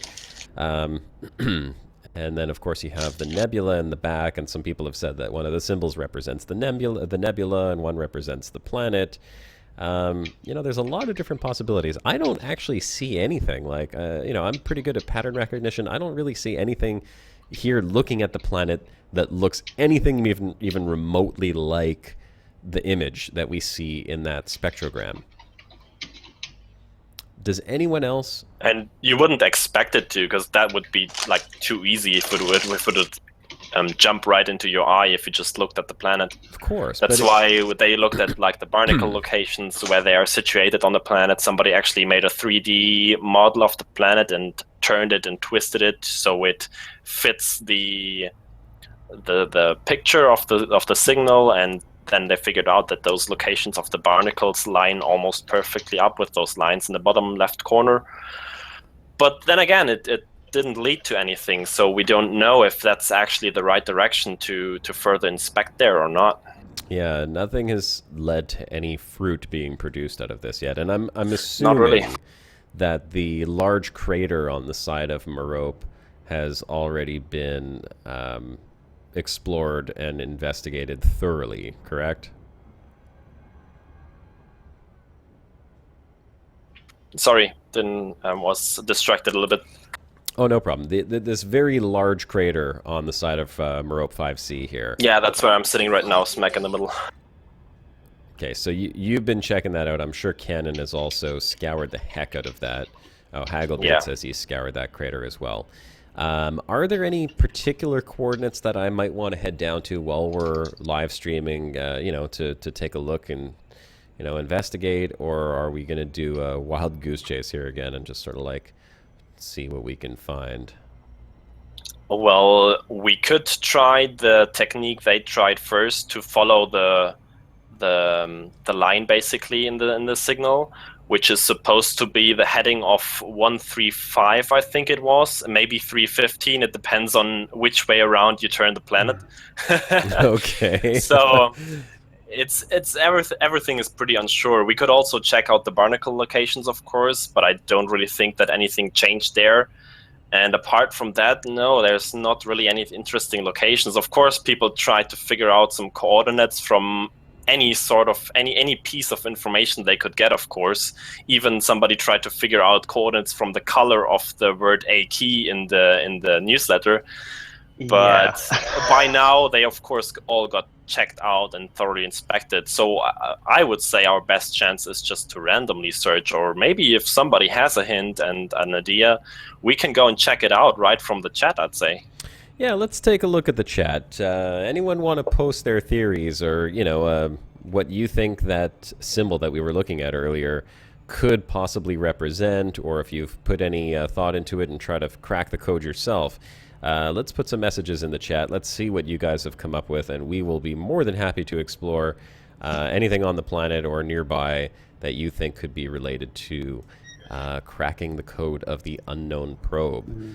While we wait for that message to get through to everyone because of a little bit of a delay, let's just quickly mention to anyone who's just joining in on the Brocast right now, welcome to the Brocast, by the way. This is a Sunday show every Sunday from 3 to 6 p.m. Eastern Time. I'm Commander Josh Hawkins, joined by my co-host, Commander Shabuka, as well as Turgeon Starstone. And we have Greytest on once again. Greytest is becoming a true bro. I hope so, yeah. He's got a bro badge with bar now. Yeah, bro badge with bar. We'll have to have a bar system or a belt system. I don't know. Yeah, one or the other. which rank would that equate to? You are rank 2 bro. Yeah, he's rank 2 bro. a white belt bro, and he's gone up to a yellow belt bro. We are at Merope 5C, the home of the Barnacles and possibly the future discovery site of the first alien ships. At least that's what we're hoping. Well, it's certainly a site of interest for Barnacles, which it's a pretty safe bet to say that they're engineered life forms, because, life forms generally don't have a maker's mark on the side of them, usually. So if they're engineered life forms, then somebody engineered them, and if they come and check on them or plant them here, then they're flying some sort of ships, and why shouldn't they crash one? Yeah, that's right. And which would be nice to find. Maybe it shows you just how big. This is what I like about this. It's a tiny moon, really, in the scheme of things. It's not that big a moon, tiny gravity on it, but it puts the whole one-to-one mapping into perspective when you see that this is a tiny moon, and there are thousands of people exploring this on a daily basis, and they haven't found anything out of the ordinary yet beyond the known barnacle sites. And you think, is there nothing to be found, or is it just proving that a moon is bigger than you actually think it is? Well, when you start looking at it up close. And we also have a few other commanders in this instance as well, I noticed. I didn't see what the names were, but we're not alone here. Canon is here around the clock, 24 hours a day. There's Canon members scouring this planet looking for this. That's a big deal. If someone finds a crashed alien ship, that would be incredible news for the game. Very excited to see what's actually going to come of that. For anyone just joining in, you're watching the Brocast. We are basically trying to crack the code of the unknown probes. We had some images up there earlier as to what the spectrogram looks like when you analyze the audio data from the unknown probe that shuts down player ships momentarily. And we're at Merope 5C, which I will be descending upon in just a minute. I'm doing a wide sweep around the planet here, just looking to see if maybe the craters on the planet form or can somehow line up with that map. Be some mad engineering. I'm with simulated film here, as said in chat, and I'm with this theory there. It ranks that the symbols probably have nothing to do with that moon. And I think what the symbols are is telling you how to translate information that we haven't been given yet. Very likely. That's what I think. It's a key in two terms: a musical key and a key like a Rosetta Stone, and it'll tell us how to interpret signals that we haven't yet got. That's my guess. I think that's a fantastic theory, and I think that theory is quite sound. Oh, my phone is ringing. Okay, expand on that for a moment. I'll be right back. It's a good job it was ringing there, because I thought that was going to be a you. My phone is ringing. Hagelbert is making an interesting point there in the wing chat that the system nearby, Electra, actually has some connections to Merope. I'm not sure, I didn't really follow that in the Canon's Discord chat, but there seems to be something there, and he's sitting on a planet right now which has some interesting green ravines. Maybe we should actually go there and check that out, because as people in chat are pointing out, I think Rob 5C doesn't really have anything to offer for us now, because it's basically completely been checked out by now.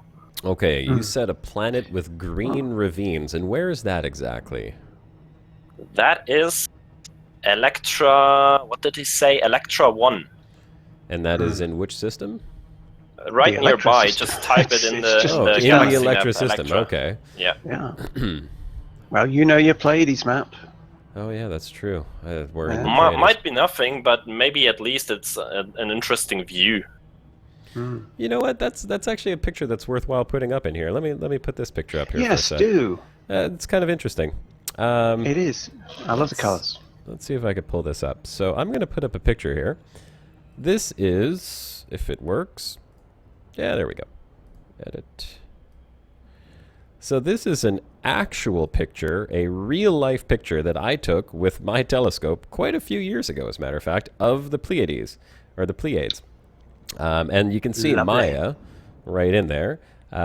This was taken with a very small telescope, mind you, only a 4-inch telescope. The But colours. you can see the colors. Beautiful. Yeah, it's kind of a cool. That's awesome. So this is the actual Pleiades right here, and you can see some of the systems. So there's Electra. As a matter of fact, silly me, I'm going, oh, Electra. Who? What? Okay, so there it is, the actual Pleiades. Now, let's go ahead and do that. Let's go ahead and take a look at Electra. See what we can find. Jumping to Electra right now. I will do the same. Let's see. Am I missing it? Oh, and I just crashed. It's where Hacklebeard is sitting. Thargoids confirmed. I just, I love the wonderful sort of purpley, almost violet colour that you've got of the stars on that photo. It shows that they're sort of young and hot and blue. Yeah, blue stars. That's what the Pleiades is made of, primarily. In fact, Young, we hot, and can blue. show this on the system map here. Let's go. Young, to hot and blue. It type sounds like a very stars. dodgy sight to me.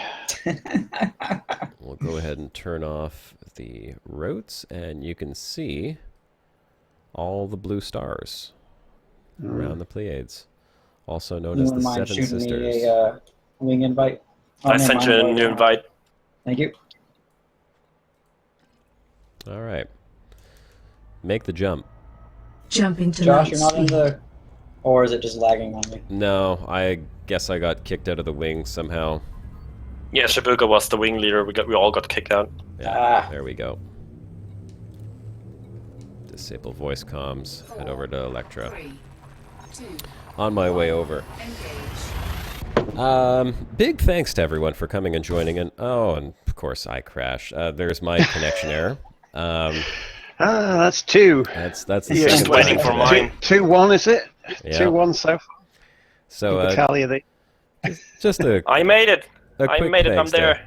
everyone in the live broadcast right now who's watching. We really appreciate you guys coming out here and supporting the channel, supporting the Brocast. We love doing this. We have a lot of fun with you guys every week. There's quite a new number of people in here, I gotta say. Our normal viewer base is a little lower than what we have in here, so I know this is a pretty interesting topic, and we'd love to hear from all you guys that are in here right now. I mean, there's some new people. Don't be shy. Make sure to jump in the chat. As you can see, we got some great folks in here. We love to talk about this type of stuff, and every Sunday we usually do something a little different. You know what? I'm just going to put this out there because next Sunday we're going to push really hard for this, and I want you guys to all be able to know of this in advance. Yes. And I'm just going to say this is the brainchild of none other than yours truly.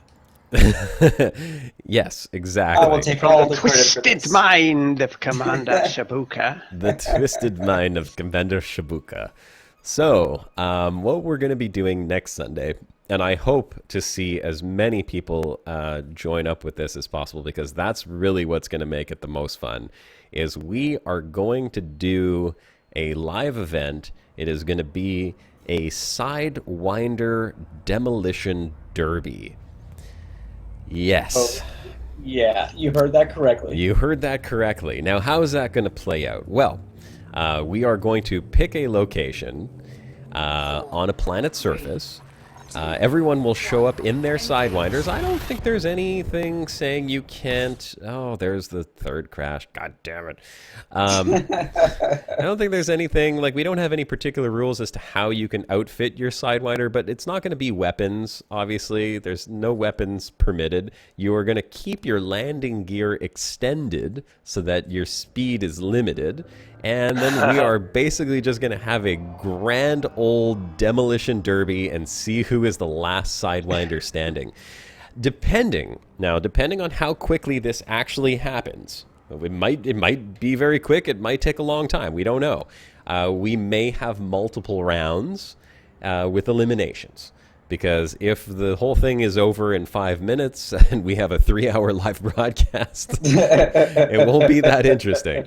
So we'll see how it goes. But obviously, the more people that show up, the more fun it's going to be. So just putting this out there, if you are new to this broadcast and you have yet to subscribe to the channel, please go ahead and hit the subscribe button, because we will put out updates so that you guys are kept posted on how all of this is going to go down. You can also add any of us on Twitter, at Commander Josh Hawkins, at Turgeon Starstone, and at Shabuka, I think it is. Yeah, but the O's are actually zeros. Indeed. All right. Lead speak. But somebody already had Shabuka. How could somebody already have Shabuka? It must have been actually. You would believe it or not, posting. Believe it or not, there is a small record company called Shabuka Records. Oh, okay. I can kind of see that. Are they a Motown company? It sounds quite like they. No, it's Motown. definitely hip hop. Yeah. Hip hop, right? Definitely okay. hip hop. So, getting back to our Sidewinder demolition. Oh derby. shit! High G, abort. Oh, it is high G. Thanks for the warning, freaking Hagglebeard. I should just say on the subject of a Sidewinder demolition derby that Josh Hawkins is not sponsored by Falcon DeLacy, the manufacturer of Sidewinders, so he does not get a cut out of the number of Sidewinder insurance claims that are made. Very true. Oh my god, this is so green. High G as hell, Hagglebeard says. How high G is it, by the way, guys, before we fly down there? 1.4. Oh, high G 1.4. Why, I might even land in that in my ass D shield. I could do that backwards. So yeah, Sidewinder Demolition Derby. I hope that that sounds like fun to you guys. I think it's going to be a lot of fun. I'm sure that you guys will all have a lot of fun if you come out. And the more people that show up, obviously, the more fun we're going to have for everyone. It will certainly be silly, and that's what we want. Definitely be silly. Sign me up. You're talking to an experienced distant world shenanigateur. Shenanigateur. We did much shenanigateurs, yes. A shenanigateur. Check out my icon. It actually says that Cohen Left actually made a specific icon for me there for Discord and for YouTube. Look what Justin N saying. Sidewinder battle at Akinar 3. No. That would be a very quick Sidewinder demolition. It would. And you're all dead. All right. You gotta slow down here. I have a problem here. I'm not in the same instance with Hagglebeard. Oh, Mizo Bumblebee has a question here. It says he's been searching for polonium for 3 days and can't. Is there a trick to find the meteorites? Greatest, that's your turf. You're the rat. It is. You can either ask in our Discord. We have a Discord now. The Rockrats made up their own Discord by now. We have some scientists in there which actually can provide you with the information on where you have the best chances. But in general, it's good if you look at HMC or metal-rich planets, landable of course, and then you check out the surface. And by now, since the update, it's not really dependent that you find only metallic meteorites to find polonium. It has been found quite regularly in other nodes as well, like mesosideroids, but even in metallic outcrops, for example. So basically, shoot everything you see on a planet's surface. Just make sure it's a pristine system.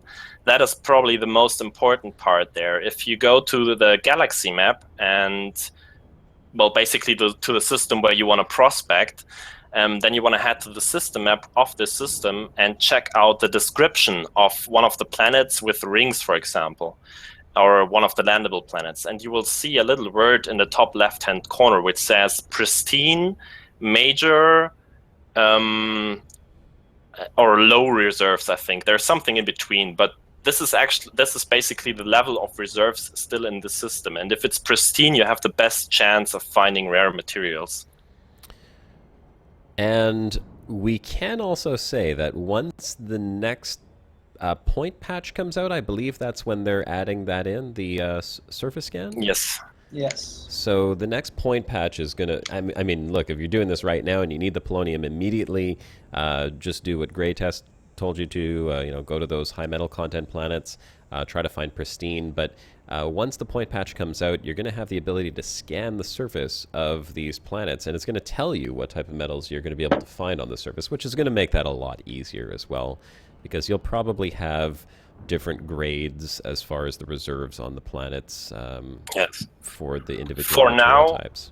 If you don't want to do the prospecting on your own, you basically have to resort to third-party information, such as the Rockrat's monster sheet, for example, where we document all the findings we have on planets.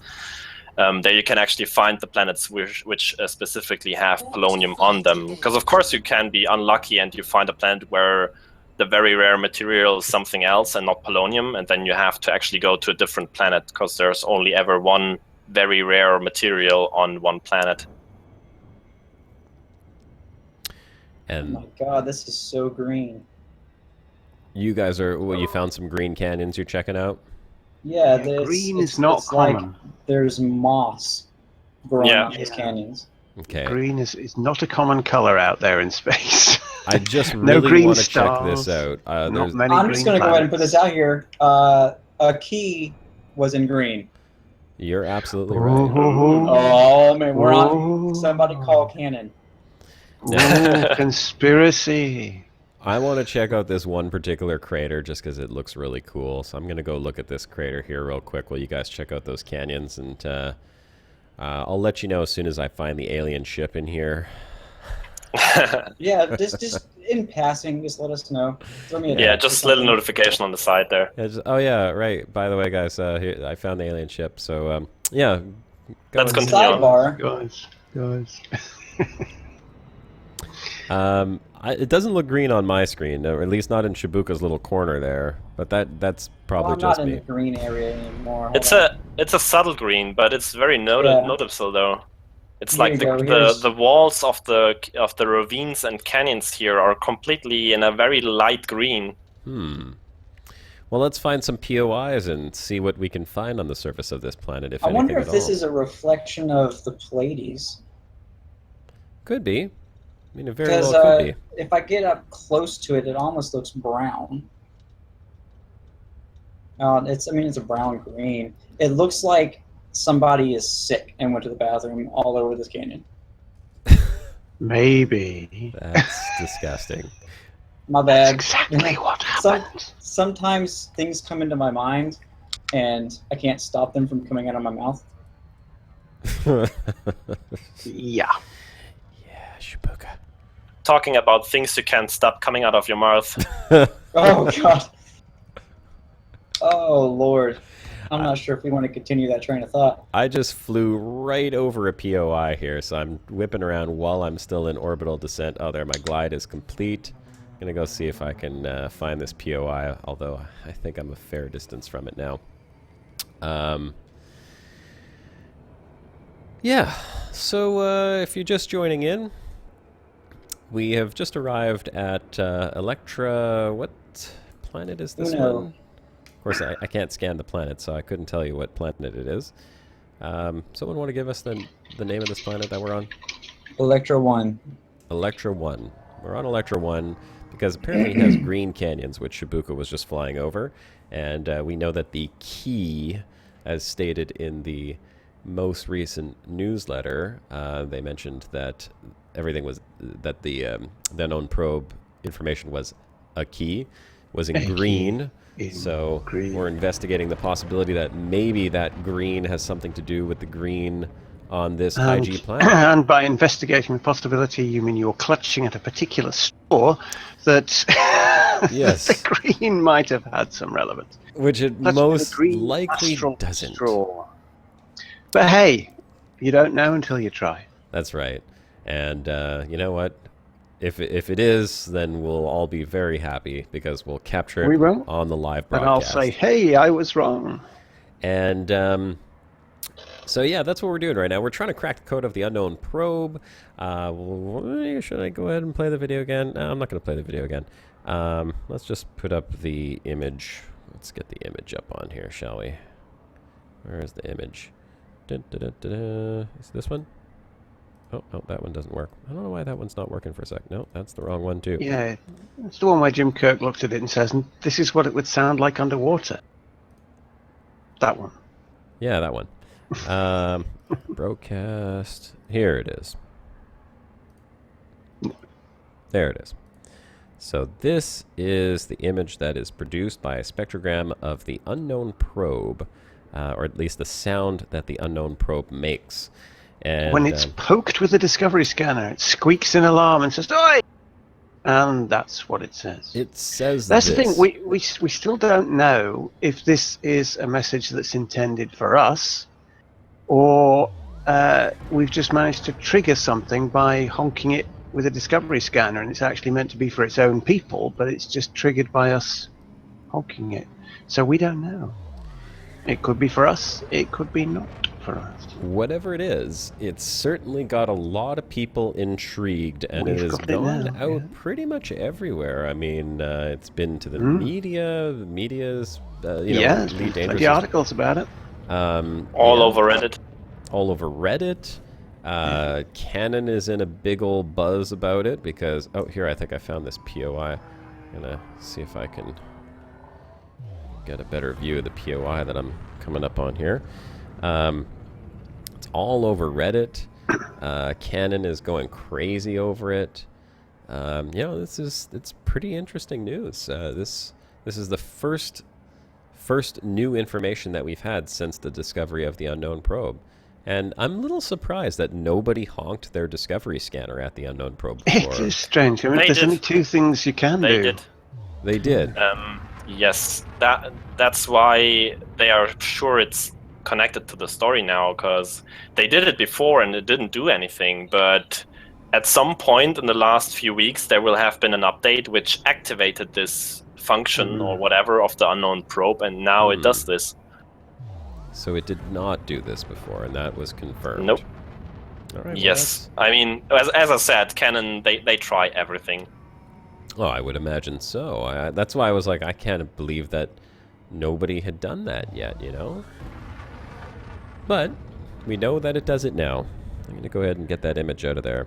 And right now we're on Electra, and we're investigating maybe a possible connection due to the colors. The color green, as stated in the newsletter, that it was a key, or... Yeah, though the green in the newsletter was significantly darker. Was it? Yes, Yeah. it was a dark green. It was a dark green. Okay, well, maybe we'll find something, maybe we won't. I know I'm flying towards a POI right now. I believe it was a green because it was the colour that they chose for the word, that's all. I don't think it has significance. I think they're only mixing orange, and they weren't going to use the purple one or a blue one because those are known URL link colours, and they didn't want this to be seen as a link because it wasn't. It was just the words a key. So I'm gonna have to agree with Turgeon on this. But I'm a dreadful naysayer when it comes to things like this, and I would love to be proved wrong. And we're gonna check it out. I would love anyhow. it to have some significance. We're gonna see what's here. Crashed Condor. Oh, you got a crashed condor. Oh, they're always cool. They have some weird sounds around them as well. There is a whole bunch of chat going on. I want to read what's being typed into the chat because I see a big wall of text there. Yeah, the mother's Coming in saying for a that the images around it do look quite a lot like the HUD of with an SRV, with the degrees and the headings and the elevation. They do have a resemblance to that. The most similarity is actually to your compass in your ships or SRV's cockpit on the left-hand side of your radar. that is pretty much exactly what we're looking at there, apart from the little circles around it, of course. But then again, you cannot really make a connection there. Yeah. Well, I'm going to make a landing here and see what connection I can make on the surface of this planet. Let's see. Hopefully not crash on this super high G world. Oh my god. Yeah. Mizo Bumblebee's talking about what the purpose of the barnacles are, and he says perhaps they're probes to colonize the area around mine. It is curious, we still don't really have any way of knowing.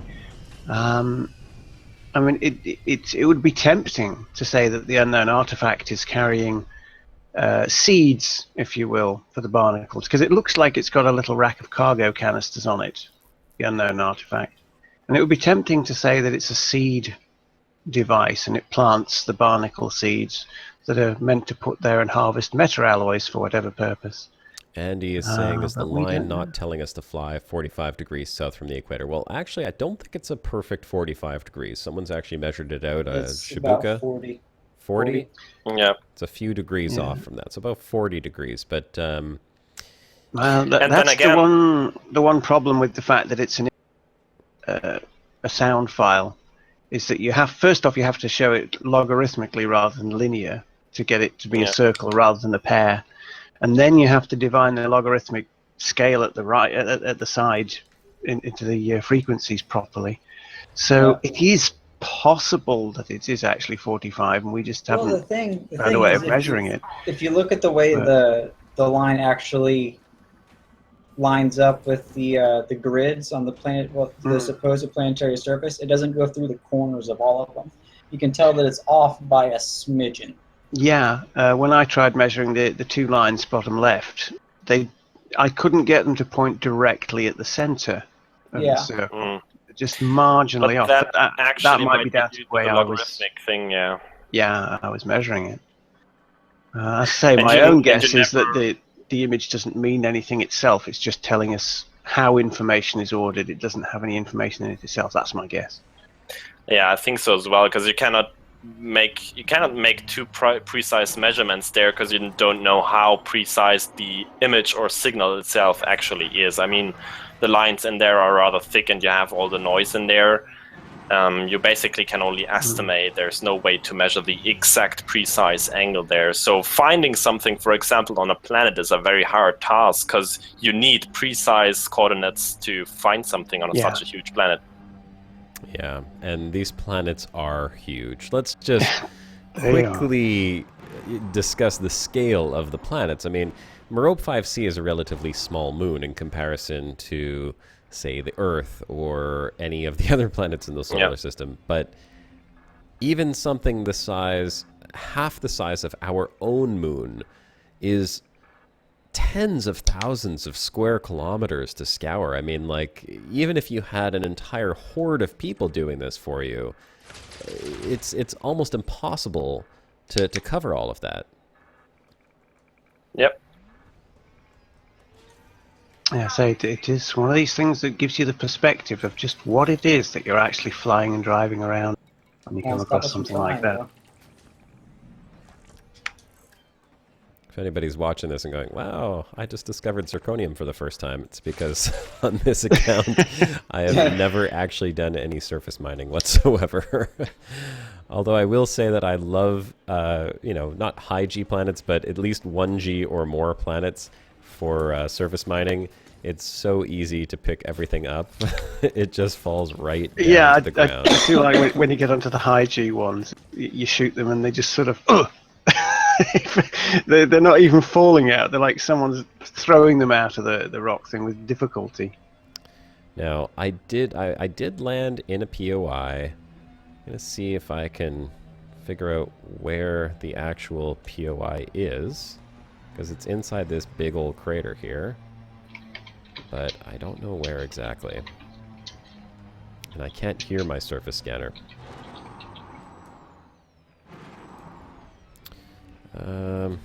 Don't know what I'm looking for either.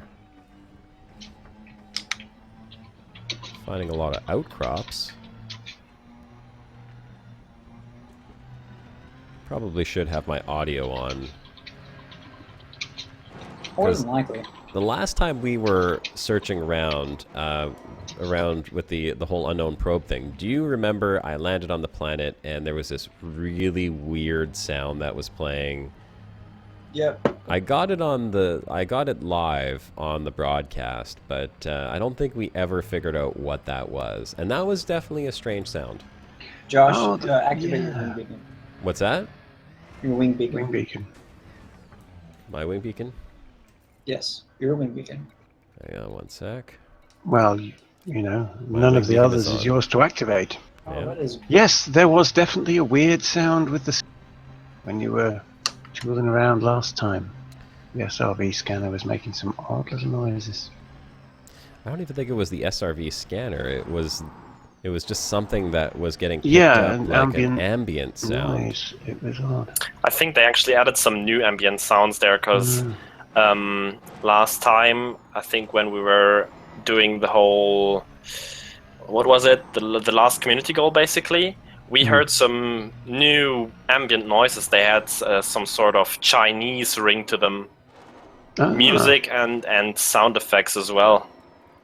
And I know that the condor that you just looked, just specific to the location of that. Yeah, the sound designers of this game deserve a lot of They credit. do. They are awesome. Yeah. And not only do they come up with great audio, they also their audio. All right, let's see where this POI was. Actually, before I do that, let me take a look at the chat. Let's see what's going on here. This is a large crater. Oh, Lykia. Hey, Lykia. How's it going? Also, who do we got here? Bert Langestein? Welcome to the Brocast, Bert. BBC News reported this alien code. Was it really reported on the BBC? Yes, it was. It was on the Beeb. Yeah. That's That's awesome. amazing. That's Didn't really even know that. amazing. And Matt Wilson, welcome to the Brocast, Matt. It would be very unusual for them to actually be cargo canisters. Was he mentioning another comment? I must have been another comment above that. Too many comments that I missed here. Too much chat to go through. Oh, Yes, I'll find a link to the Beeb article, and I'll put it up in chat. okay. Well, we got a lot of new people in chat here. It's really nice to see new faces. Thanks for joining us here on the Brocast. Let you know that we do this every Sunday. It's a 3-hour live broadcast, and we love to have you guys on. It's basically the highlight of our week. Between Shabuka, Turgeon, and myself, we probably spend more time making Elite Dangerous videos than actually getting to play the game. Yes, very true. You know, when we do get to play the game, and this is our play time right now. I mean, we're having fun. This is a lot of fun. We love having you guys on here to chat with, and you know, we're messing around. We like to horse around and do fun things. Like I was saying earlier, next Sunday we're going to have a Sidewinder Derby, Demolition Derby. We'd love to have all you guys come and join us. All you bros come and blow up some SRVs together. You know, that's something that we like to do. We've also had some guest stars on here. Who have we? Well, it's been a while since we've actually had like a not so much celebrity guest, but you know, people of somewhat importance within the community and other YouTubers and whatnot. You know, I'd say that all you guys watching right now, help us push to get Obsidian Ant on here, because we would like to get Obsidian Ant on for... He was actually in chat. He did, yeah. He was a couple of weeks back. He popped in for a quick little visit, and then as soon as he did, he got bombarded with like, "We love you, Obsidian Ant! Sign my autograph, sir!" And I don't know if he got scared off or if he watched the rest of the thing and just in like sheer shock and awe and silence at how cool and amazing the Brocast is.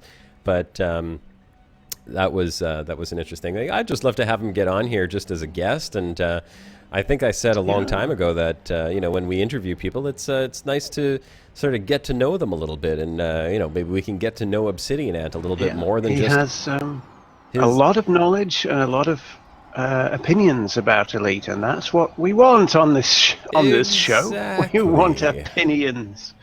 So you guys should all go to Obsidian Ant's channel and leave a message there and be like, dude, you should go and be on the Brocast.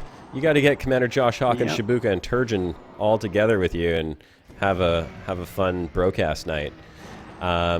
That's what you guys should do. If you want to help this channel out, get Obsidian Ant on here so that we can ask him some questions, and that way you guys can ask him some questions and reveal the man behind the myth. The man behind the myth. You mean the man behind the voice? Yes, the man behind the voice. The ant behind the man. Reveal the man behind the ant. Behind the ant man. The ant man. Yes. Yeah. The ant behind the obsidian. Yes, something along that road anyway. Exactly. Something like that.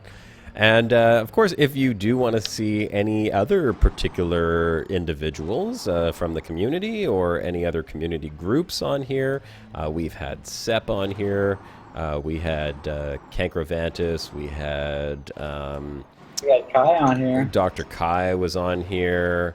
You started talking about snot and oysters and burgers and... I'd forgotten that until you mentioned it. Yeah. I I burned it from my mind. That was a fun conversation, but I mean, most importantly, we always have a fun time, and that's really what I was trying to say this whole time, is that the Brocast is fun because you guys all join in here and make it fun for us. And Shabuka's shooting me. I don't hear anything because my game sounds down so low. All I see is his headlights and my shield's lighting up. Okay, I'm at 62%. Do not blow me up. Oh, I'm red out. Oh, what's going on? Oh, I feel nauseous. Help me find this POI, would you? I'm having a really hard time finding it. I don't know. What is so hard about finding it? Well, first thing you need to do is dismiss your ship. Why? So you're not picking up your ship. Because your ship gives off a signal too. Ship dismissed. Get out of here, ship. And the second thing you need to do is always go full throttle. Always go full throttle. Lightning Wing says he wants a Josh Hawkins voice pack. Oh, Lord. I would be very honored and happy to do a voice pack for you. If you want to write down all of the different things, I'll record them for you. Or you could just get in touch with HCS and see what they have to say. I don't know. No, I want a Cassandra voice pack. A Cassandra voice pack? I want an Adele voice pack. Hello? Why not? Yeah, right. She's got a great voice, I gotta say. I didn't even like her stuff until I started listening to it on the radio, just a couple weeks ago. Until your wife told you to like it. She did. No, I'm not gonna lie. Skyfall is a haunting song. You know the theme to Skyfall, the James Bond movie. I think it's amazingly good. Yeah. It is. It's astonishingly good and a very good tribute to John Barry as well. Yeah. Oh, POI's got to be down this way. Yep, I'm almost to it. I keep seeing these giant circular rocks and thinking it's an octagonal. That's the word I'm looking for, right? Octagonal ship. Such a bumpy planet. It's driving me crazy. Bouncing all over the place here. I also have that maintain horizon camera thing on, which is really throwing me off. I think I need to turn that off. Yeah, I definitely would. I'm going to turn that off. Hold on a sec. It's really messing up my driving in the SRV. Let's see what this POI is. What is that under? Graphics? Yeah, it is. Looks like it's probably some kind of crash. Oh, wait. It's not on. What the hell? It should be on. Ah, this is going to be generic. Shabuka, if you find my alien ship, steal my POI from me. I'm still gonna scan it first, though. Steal my Yeah, POI. some kind of crash. It's not a Thargoid. It is a large crash, though. A couple occupied escape pods. Okay. This maintain horizon camera sucks. It sucks so bad. And we got 6 people out here stranded. 6 people. I don't have enough cargo room. Sorry, guys. And neither do I. Yep, Got you're some just weird gonna have to issues wait. here. I wasn't in the same instance as you guys, and now that I tried to drop back into you, it suddenly said too close and dropped me out of Super Cruise instead of just letting me glide into the planet. I don't even telling you, know. man, all these buggy things. Thargoid. Thargoids, yeah. It's Thargoid. I'm not saying aliens, but aliens.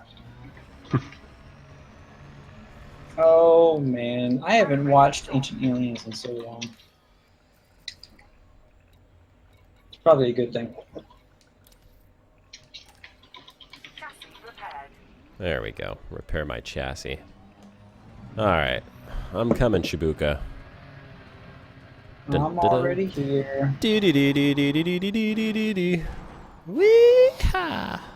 Here we go. Oh wow, that is a Oh big Jesus.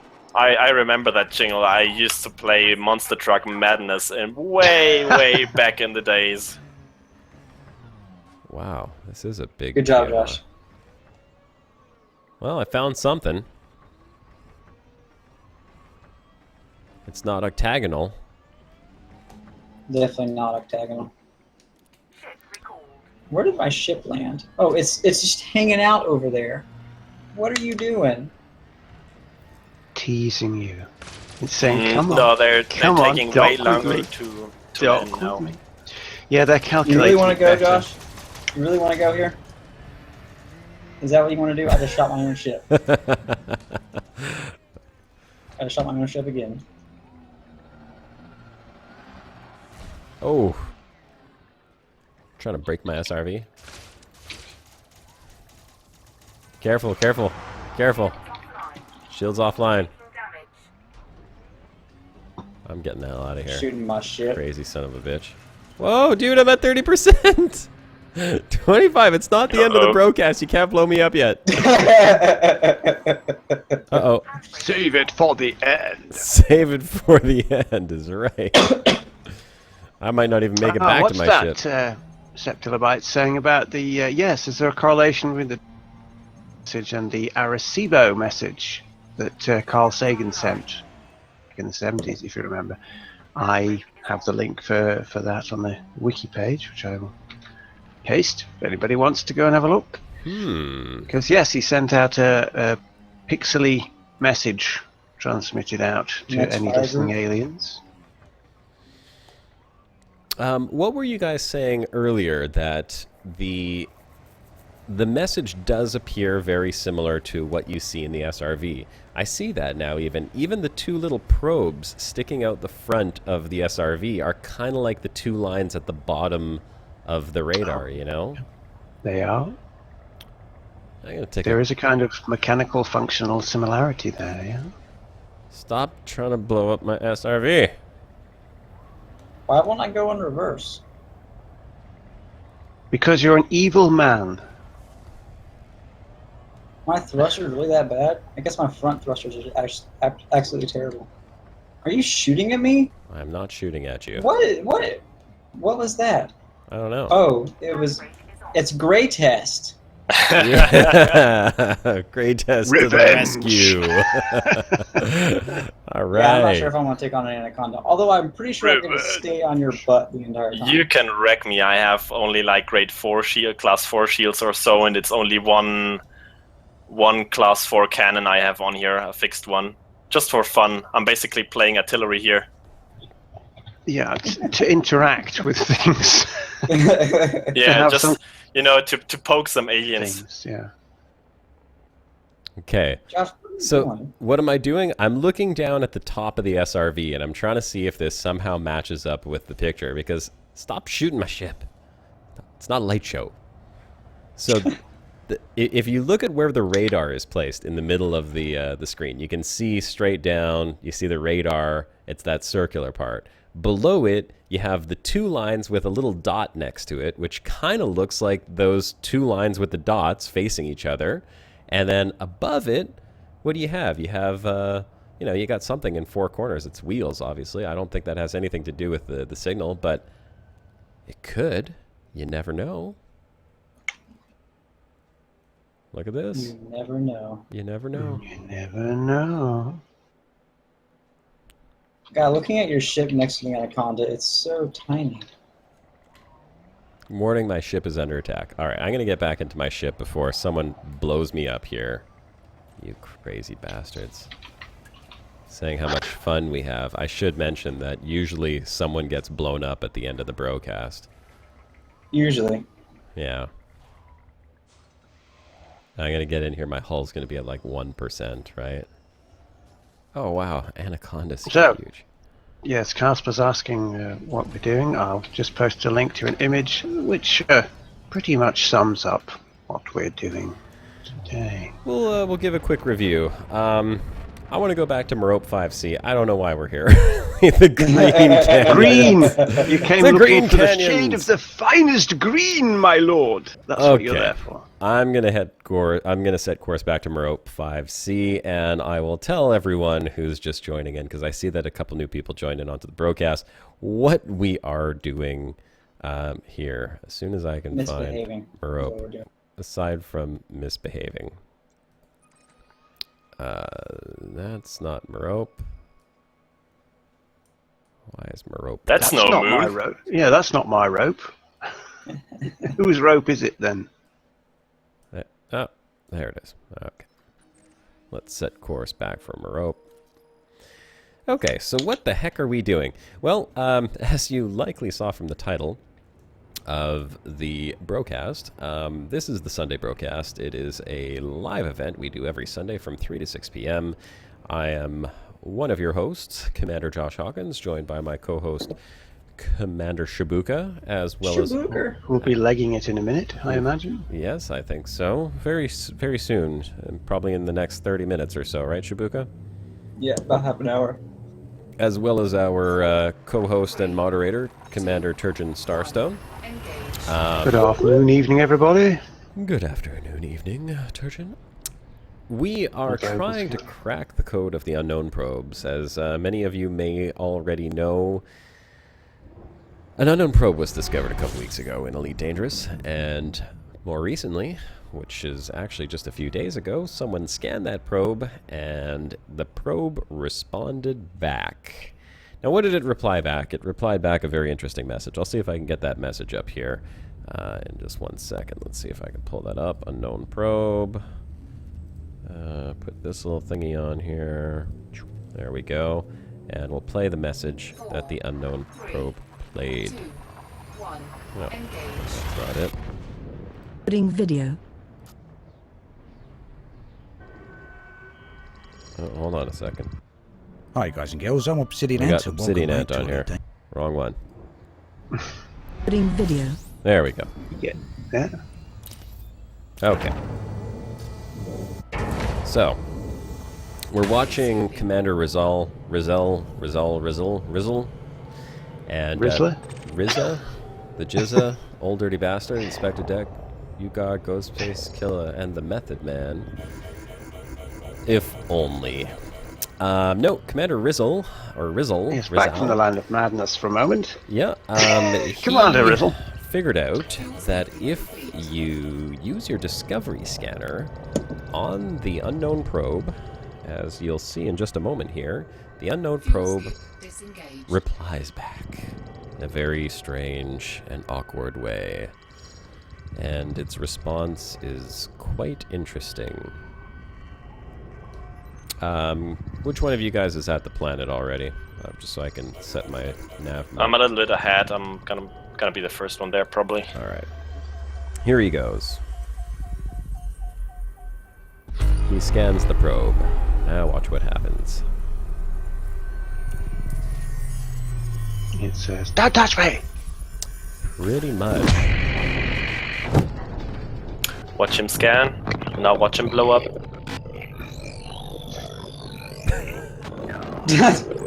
It took me a minute, but I'm with you. All right. So, what you just saw was the result of what happens when you scan the unknown probe with your Discovery scanner. And someone ran the audio that the unknown probe replied back with through a spectrograph. And I'll put that image back up here in a second as well. Let me put the image up to show you what it actually looks like. Yeah, let's get rid of that. There we go. This one? There we go. Yeah, Worsted says in chat, it's so eerie. Yeah, it is. It sounds like it's an alarm call. You've spooked the damn thing, and it goes, ah! Don't touch me. Mommy! Alien. Yeah, mommy! Yes. Don't touch me! So what we're looking at now... Show me on your probe where the nasty ship honked you. That's what it's reporting back. That's what it is. This is where the ship honked you. It's a little symbol that says, he honked me here, mummy. Carter says, the probe was like, I'm trying to work here, piss off. I'm gonna send right? Daddy over. Oh no, we do not want Daddy. So what we're looking at now is the actual image of the spectrogram of the audio that the unknown probe actually played back when Rizzle, God, I don't know how to say his name, honked the unknown probe. So there are some symbols. There is like some type of radar image in the middle. There are many theories going around right now as to what these all mean. There's been theories on it being binary, and it's been decoded into numbers that have then been used to try and correlate coordinates on the surface of a planet. There's been symbolism put into it, or derived from it, saying that the lines represent different craters or nebula, and trying to line it up. There's been images superimposed underneath it, or this image superimposed over other images, rather, like an image of the galaxy superimposed underneath it, and overlaid in order to line up the lines to correlate to different astronomical bodies, or there's been a number of different theories as to what these symbols actually represent, but nobody has yet figured out what they mean. So what we do know... If they have, there's no confirmation that they've figured it out correctly, because you don't have any feedback here. Yeah. We don't know. We don't know. Well, all we know is that the unknown probe itself points to Merope 5C, which is the planet that the Barnacles were discovered on. It is the, moon. It is the moon that I'm coming up on right now, as a matter of fact. And should we land at the large crater again? we could go ahead and land at the large crater again. You can also see that there are now 2 convoy beacons around the same planet. So this is not only the first discovery site of the Barnacles, which seems to be sort of like a really key place in this whole unfolding of a story that's happening here. The Barnacles were first discovered.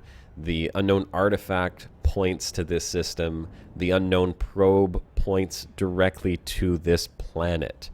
And now we're looking and trying to find anything on Merope 5C that could be tied to these symbols. I mean, if you have any theories as to what these symbols mean, or if you have an idea as to how they could be decoded, please put it in the chat. We're very interested in hearing what you guys have to say. We'd love to hear your theories. There's tons more theories going out right now. Everything from color to music to pizza. I'm not going to get into that one right now. Stick again. figures. We'll leave the pizza.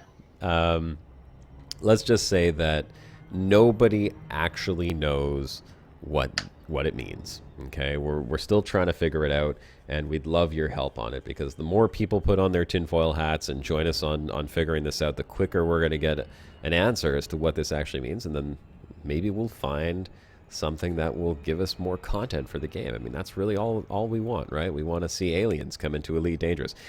Put in the chat if you want to see aliens in Elite Dangerous and what you want the aliens to be. Do you want them to be pew-pew lasers and just shooting ships, or do you want to see some type of diplomacy added in, or would you like to just see... what is your idea as to what you want the aliens to become a part of the Elite Dangerous universe? I'm curious as to what you guys all think. Meanwhile... You can take the spectrogram down now. Yeah. I think it's been there long enough. Yeah, there we go. Yes, John Wright says I should ask Science Guy. Yeah. Yeah, I got a probably feeling know. Science Guy probably has a good idea. Yeah, he has plenty good ideas in his strange frozen sleep. In his strange frozen sleep. Speaking of Science Guy, He does. Just a quick shout out for the channels again. Yes, I'll get them links up. Yeah, let's get some links in there. If you are new to the Brocast, you're watching us, Commander Josh Hawkins, Commander Shabuka, and Commander Turgeon. We're all content creators for Elite Dangerous, of course. If you haven't seen our channels, Turgeon will put the links up there for you guys in just a second. You're more than welcome to go check it out. Quick shout out to what we do. Shabuka, Turgeon, and I all create videos that, Turgeon and myself, we're doing more dramatic and comedic videos. Based on a series. Shabuka's just recently gotten into that and dove headfirst in with his Legacy series that just premiered last Friday, as a matter of fact. It's looking to be a really cool series, and I'm sure we're going to see a lot more of it. It's a series that's going to feature, or that is featuring, a villain, and some villainous deeds, some nefarious deeds are going down in that series. He's not a very nice guy. He's not a particularly nice guy. Commander Josh Hawkins, on the other hand, is a pretty good guy, and Commander Turgeon is a really great guy, just too drunk. Yeah, a little bit off. A little bit off center. He's a good guy with shit luck. Yeah, he's got really bad luck. But he's got some great company on his ship. But he always comes out smiling eventually. Yeah. Turgeon's series is highly comedic. If you like laughing and you like Elite Dangerous, Turgeon's Travels is definitely a series to check out. You've got how many now? 19 videos, Turgeon? 20 it is 20. now. Wow, 20 videos. Yeah, All right. 20. 20 videos part of that series. You got a good The few special hours. crossover episode was 20. Oh, the special crossover was 20. Okay, so the Was number crossover 20, was a crossover from Turgeon's series to my series. That was my Exploring the Milky Way Galaxy series. Well, here, let's describe the series a little bit. So, Turgeon's Travels. Turgeon, why don't you tell us in your words what exactly your series is? Let's let people know what they're getting themselves into. Well, it's the eccentric adventures of one space explorer who happens to have programmed a couple of rogue AIs into his standard onboard computers. And he probably thinks he's a bit better an explorer than he actually is. But he's quite a smart fellow, so whatever trouble he manages to get himself into, he usually manages to get out. And usually in a funny way. Yeah. Shabuka series, again, Shabuka, you want to give it a quick description of Legacy?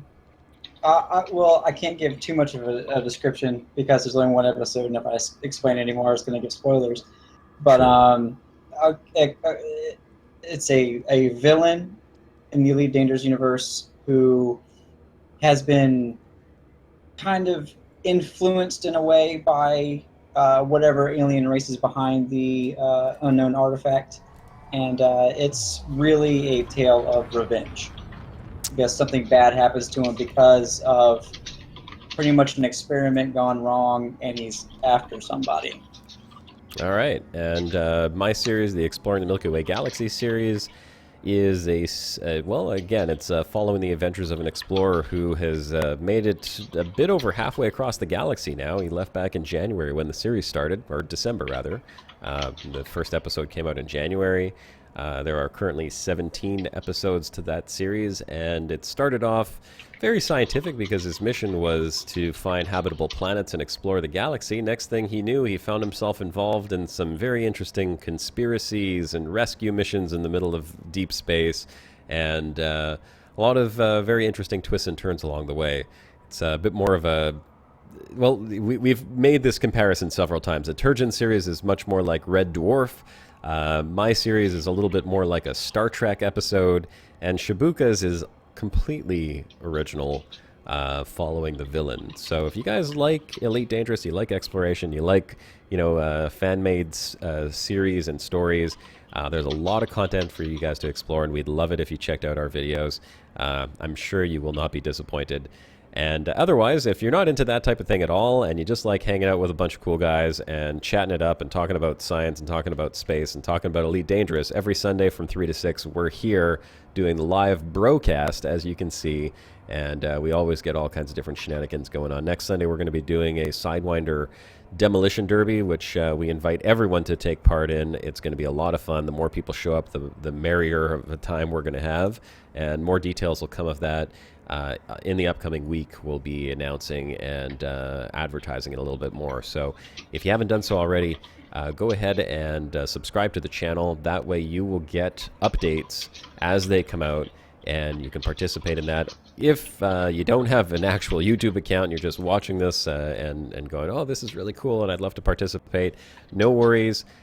Just come back here next Sunday at 3 p.m. Eastern Time, same channel, bookmark it, and we'll give you all the details right at the beginning. We'll probably give a good hour before we start the actual main event. But it's going to be a lot of fun, and we'd love to see a big turnout for that Sidewinder Demolition Derby. The more people show up, like I said, the more fun it's going to be.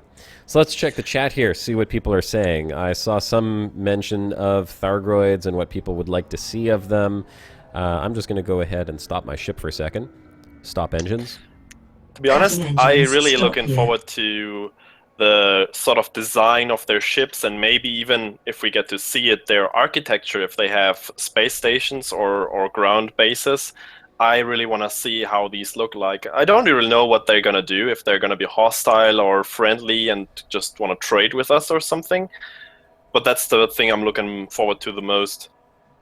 Yeah, that will be really cool to see some new ship designs and base designs. And there was a hint at that. I don't remember if it was Obsidian Ant mentioned that in his recent video, or if it was somewhere else that we saw that. Maybe it was one of the things that had been stated at LaveCon, because LaveCon just happened, what, last weekend, right?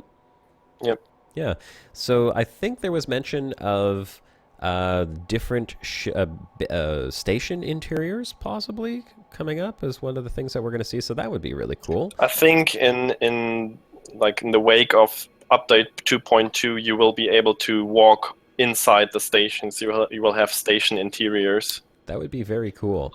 So looking at the chat, Septilobyte says we must set up diplomacy.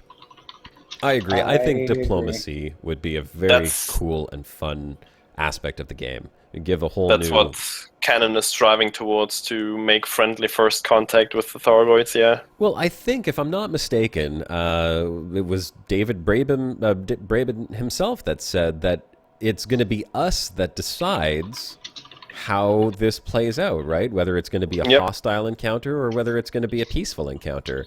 I mean, we see them taking really care of the player's decisions with Jacques Station, because I think they confirmed now that Jacques would have actually made it to Beagle Point if the player base wouldn't have UA bombed the station beforehand.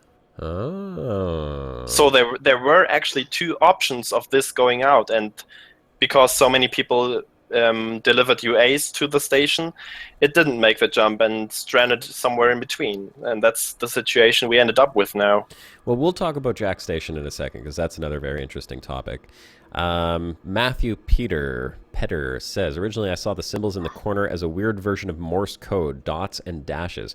Matthew, that was the first thing that I thought of, because the unknown artifact had broadcast some information in Morse, so I thought, well, then maybe they're putting Morse in there, and I'm sure Canon did the exact same thing and decoded a few letters out of it, but the letters didn't actually seem, at least to me at first glance, they didn't seem to translate into anything. R, U, W, and D, I think it was, that I got out of those. Unfortunately, I wasn't able to go any further than that. If you want to take those letters and see if somehow that can correspond to something that we can use, please let us know in the chat.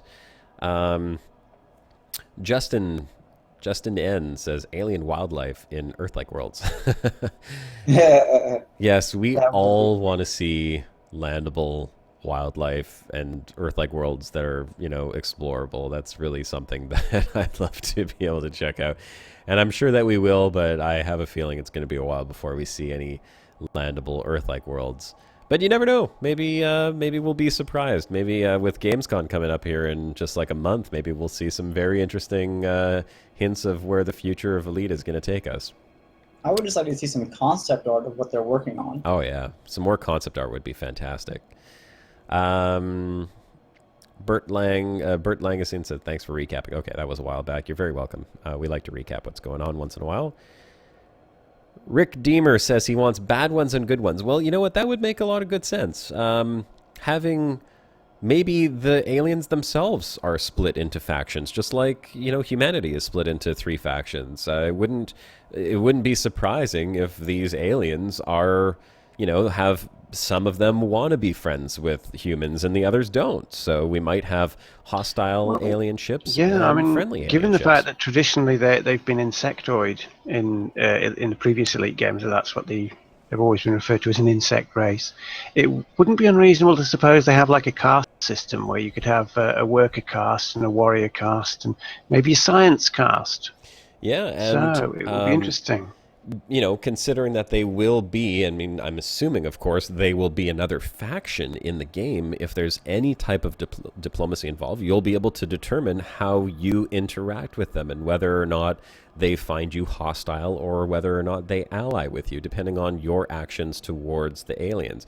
I can't imagine they will force all players into a hostile or diplomatic situation because people aren't going to like that. People will want to blow up aliens. I know that part of me wants to blow up aliens as well. I played a lot of Wing Commander and I wanted to kill the Kilrathi, but hey. Free space. Mow down the Shivans. Yes. Sure. You got to have someone to be like, oh, I'm going to blow up those guys. Those damn furballs or those damn insects. We want to blow stuff up. Sure we do. It's human nature to want to destroy things. We're a destructive species. But not everyone wants to do that. So having, a split race with some factions in there would be really cool. And I'm sure, based on the way that we have many different factions within the human bubble, we'll probably see something similar with the aliens as well. Jack Morgan says, diplomacy. We've attempted genocide on the Thargoids twice. Let's show them that some of us are better than that. Jack, some of us are definitely better than that. And yeah, that's why Canon is making such great efforts to actually achieve the first contact so they can make sure it's going to be a peaceful one. Yeah. Well, yeah, it's We a do good have thing to we have remember, Canon though, that's like really heading this. the lore from the previous Elite games is pretty much all thrown out the window. So, Yeah. the Thargoids aren't going to have any kind of notions about who we are and what we do according to the things that have happened in the previous. Are you sure? Because I thought it Well, was they're- actually confirmed think that they're, one the- specific ending was the confirmed one now. The one where we gave them the wrong stuff, not the actual vaccine that would I'm fix thinking their... that they may well have thrown out everything from, with the whole mission involvement and the contact with the Thargoids and the whole virus thing together. Not sure, but I know they're certainly keeping the references to them in the war that we had in the original games. Well, I want to just Again, put this out there again. It's their ball. We all keep saying Thargoids, and of course Thargoids would make the most sense because it's part of the previous Elite absolutely, games, yeah. Elite Dangerous, or Elite rather. But again, we don't even know if it is Thargoids. All we know is that it's some kind of intelligence, and I think that's what this message is really sending back to us, is that this is an intelligent race. Clearly, if they can embed images like that into sound that we are able to discover, it's a sign of intelligence, but we don't know if it's Thargoids.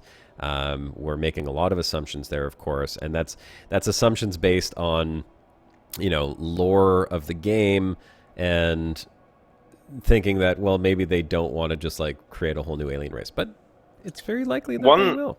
We don't know. One very popular theory is also that it's those probes and maybe even the barnacles actually belong to the the people who left Earth several hundreds or even thousand years ago, when hypertravel was not accessible. But they're like, we didn't have contact with them since they left.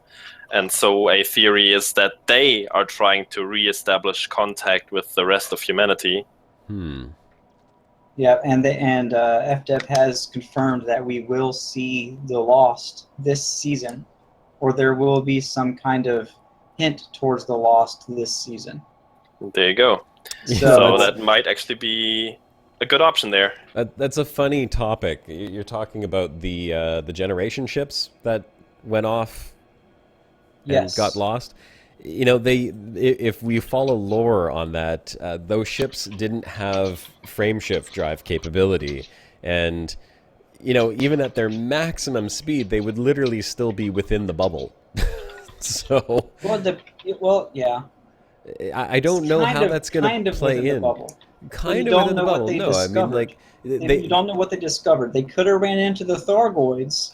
True. And gotten frame shift technology, and maybe they're part of that civilization now. We've interbred with insects. So we've got humanoid insect hybrids. And if you think about it, we can fly like 2,000 times the speed of light in supercruise. So even if they're just going in supercruise, in those 1,000 years that may have passed since then, they could have done a significant distance there. Well, all I hope is that if they are human Thargoid like hybrids, and you know, they're going to say that this is like another human-like civilization, that they're not using the same model ships. Oh dear God, yes. You know, that would be when I'm not going to say if, I'm going to say when we have alien ships in the game. It better not be like an all-black DBX flying around. That would be like disappear or something. I can't see that. I mean, the work and effort, the design ethic that's gone into the unknown artifact. You can see all the different artistic influences in that. I would love to see a ship based on that design. Yeah, absolutely. And I'm certain that they take so much pride in their model design at Frontier. I mean, that's got to be a given. We've got to see that. Let's hope that not only do they come up with cool new designs for the ships, but at some point we can also fly them. Oh Lord! I would love to see a new interior to the ships. Like, a large part of where Star Citizen, I think, has kind of screwed up is having an alien ship being able to fly it in alpha.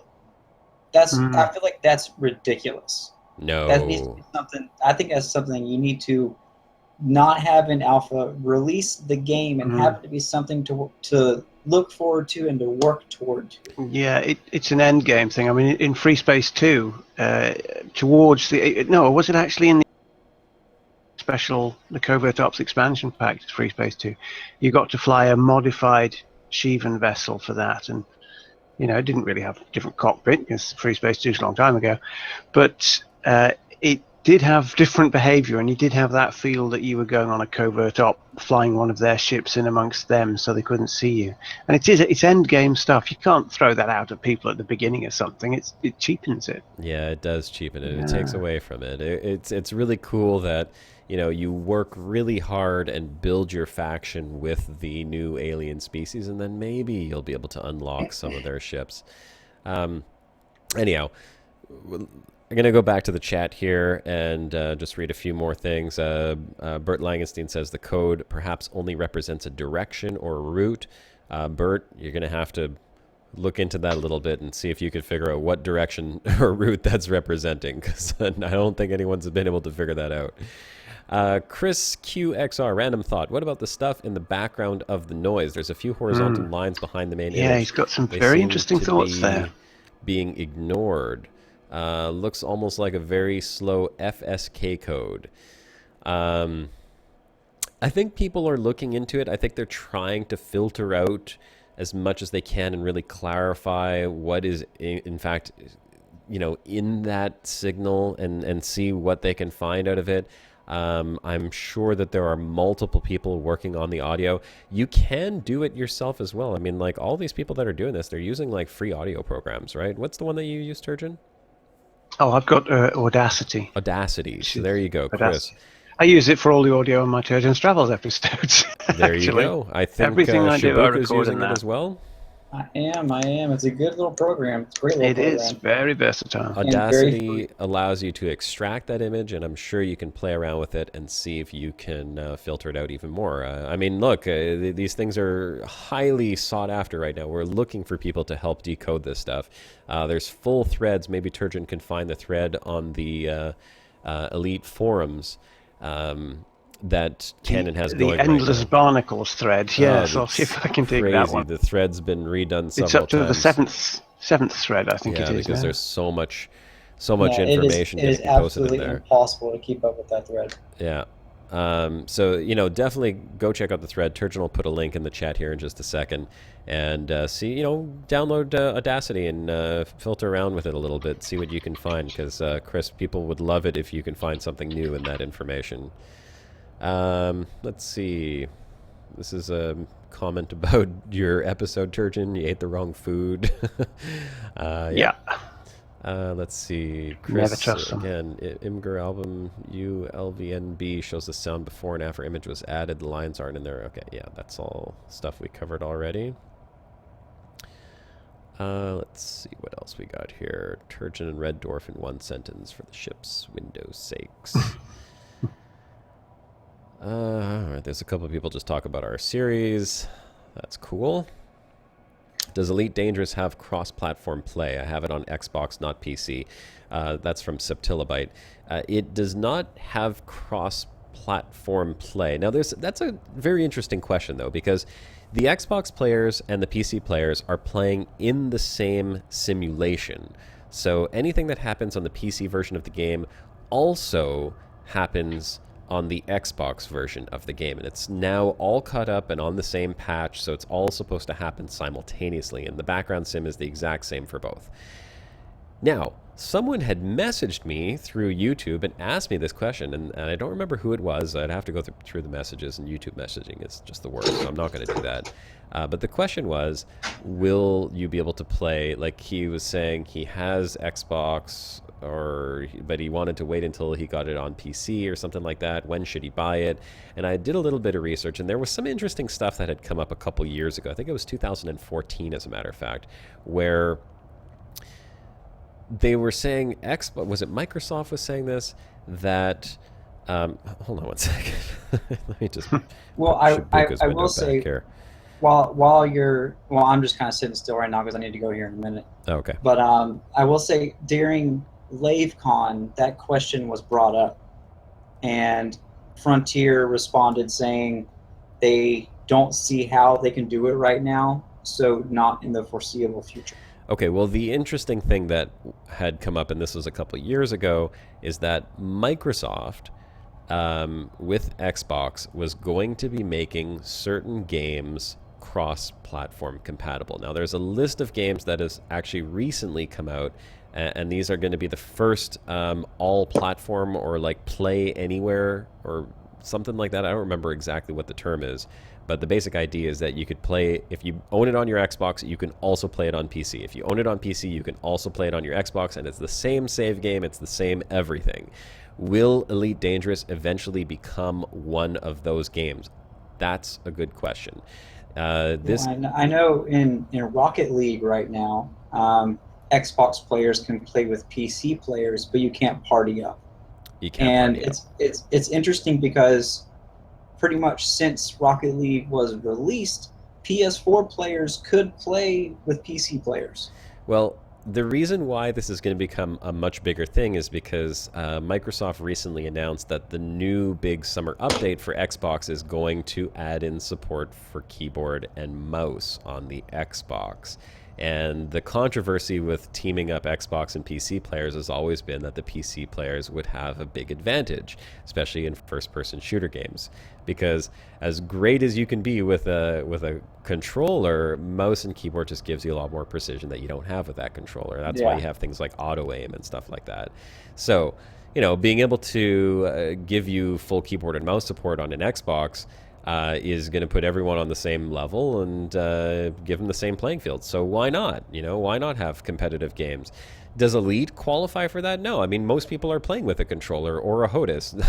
I mean, I know some people play with the keyboard and mouse. I don't know how you play this with a keyboard and mouse. I do. Oh, you do? Oh man, see, I just don't Completely, get it. yeah. The last time I do played have a a HOTAS Space here, game, and I definitely want to get into it, but I have to practice first. I'm really not good at it because I don't have this HOTAS for long now. I got it like in March, I think, during Distant Worlds, and I didn't want to switch to the HOTAS on Distant Worlds because I didn't want to crash or anything. don't blame you. So I'm trying to get into it right now, but I'm feeling very comfortable with mouse and keyboard, I have to say. Well, listen, I played all the Wing Commander games with a mouse and keyboard because there were no such thing as HOTAS back in I would say mouse and keyboard for Elite 2. But, you know, it's much different now. All the combat ones, I used a stick of one form or another. Old Sidewinder Precision Pro for most of it. Yeah. Anyhow, you know what? We're digressing a little bit. Let me look back at the chat here. There's quite a bit That's of what we do. Yeah. Well, on that note, I'm going to have to leave, guys. But everyone in chat, thanks for coming. Had a blast. Love talking to you guys. And don't be on forget the to check lookout out for Shabuka's that Legacy. Sidewinder Derby. Yes, Legacy 2. Yes. Legacy 2. Yeah, don't Yes, and forget next to week's check it out. Sidewinder Derby. In fact, this Friday, Shabuka's Legacy 2 is coming out, right? Shabuka? Yes, episode 2 will be out on Friday. I already have a complete rough cut of it. Just got to do some polishing. So episode 2 should be out on Friday. Awesome. Love you, Shabuka. Take it easy, buddy. Love you guys too. Y'all Take care. Yep. See ya. Okay. Looking back at the chat, we got Chin Sen says, is it possible the footage you showed earlier was edited? Has a probe been scanned by anyone else apart from that one commander? P.S. I watched all your episodes, Josh and Turchin. Great stuff. Thank you, Chin. Very much appreciated. I'm Turchin also feels the same. And no, it was not edited, and yes, other people have repeated it. I thought the same thing multiple when I times. first saw it. I was like, what? Is that even possible? Like, there's no way. I'm going to put it up here one more time. I'll play that video just because it's so if you can manage to get your hands on one of these things on your own, which is hard to do, but it's possible, then you can actually try it on your own. It works. Okay, here's the footage one more time that Chin was asking about. If you're just joining into the Brocast and wondering what are they talking about, this is the footage we're talking about. So this Commander Rizzle scanned an unknown probe. You can hear his Discovery scanner going right now, and this is actually what happens if you do this. Here goes.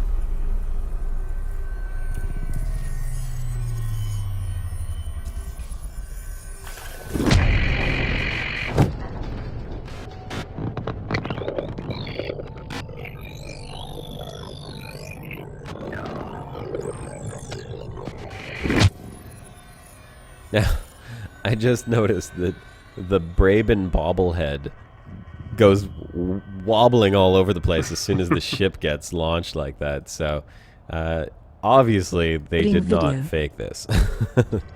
This is real, folks. This is really what happens. Oh, man, it keeps jumping to Obsidian Ant's video. You can't watch an Elite Dangerous video without Obsidian Ant popping up next, right? Yeah. The ubiquitous Obsidian Ant. Yes, indeed. I want that to be my channel that pops up after every Elite Dangerous video.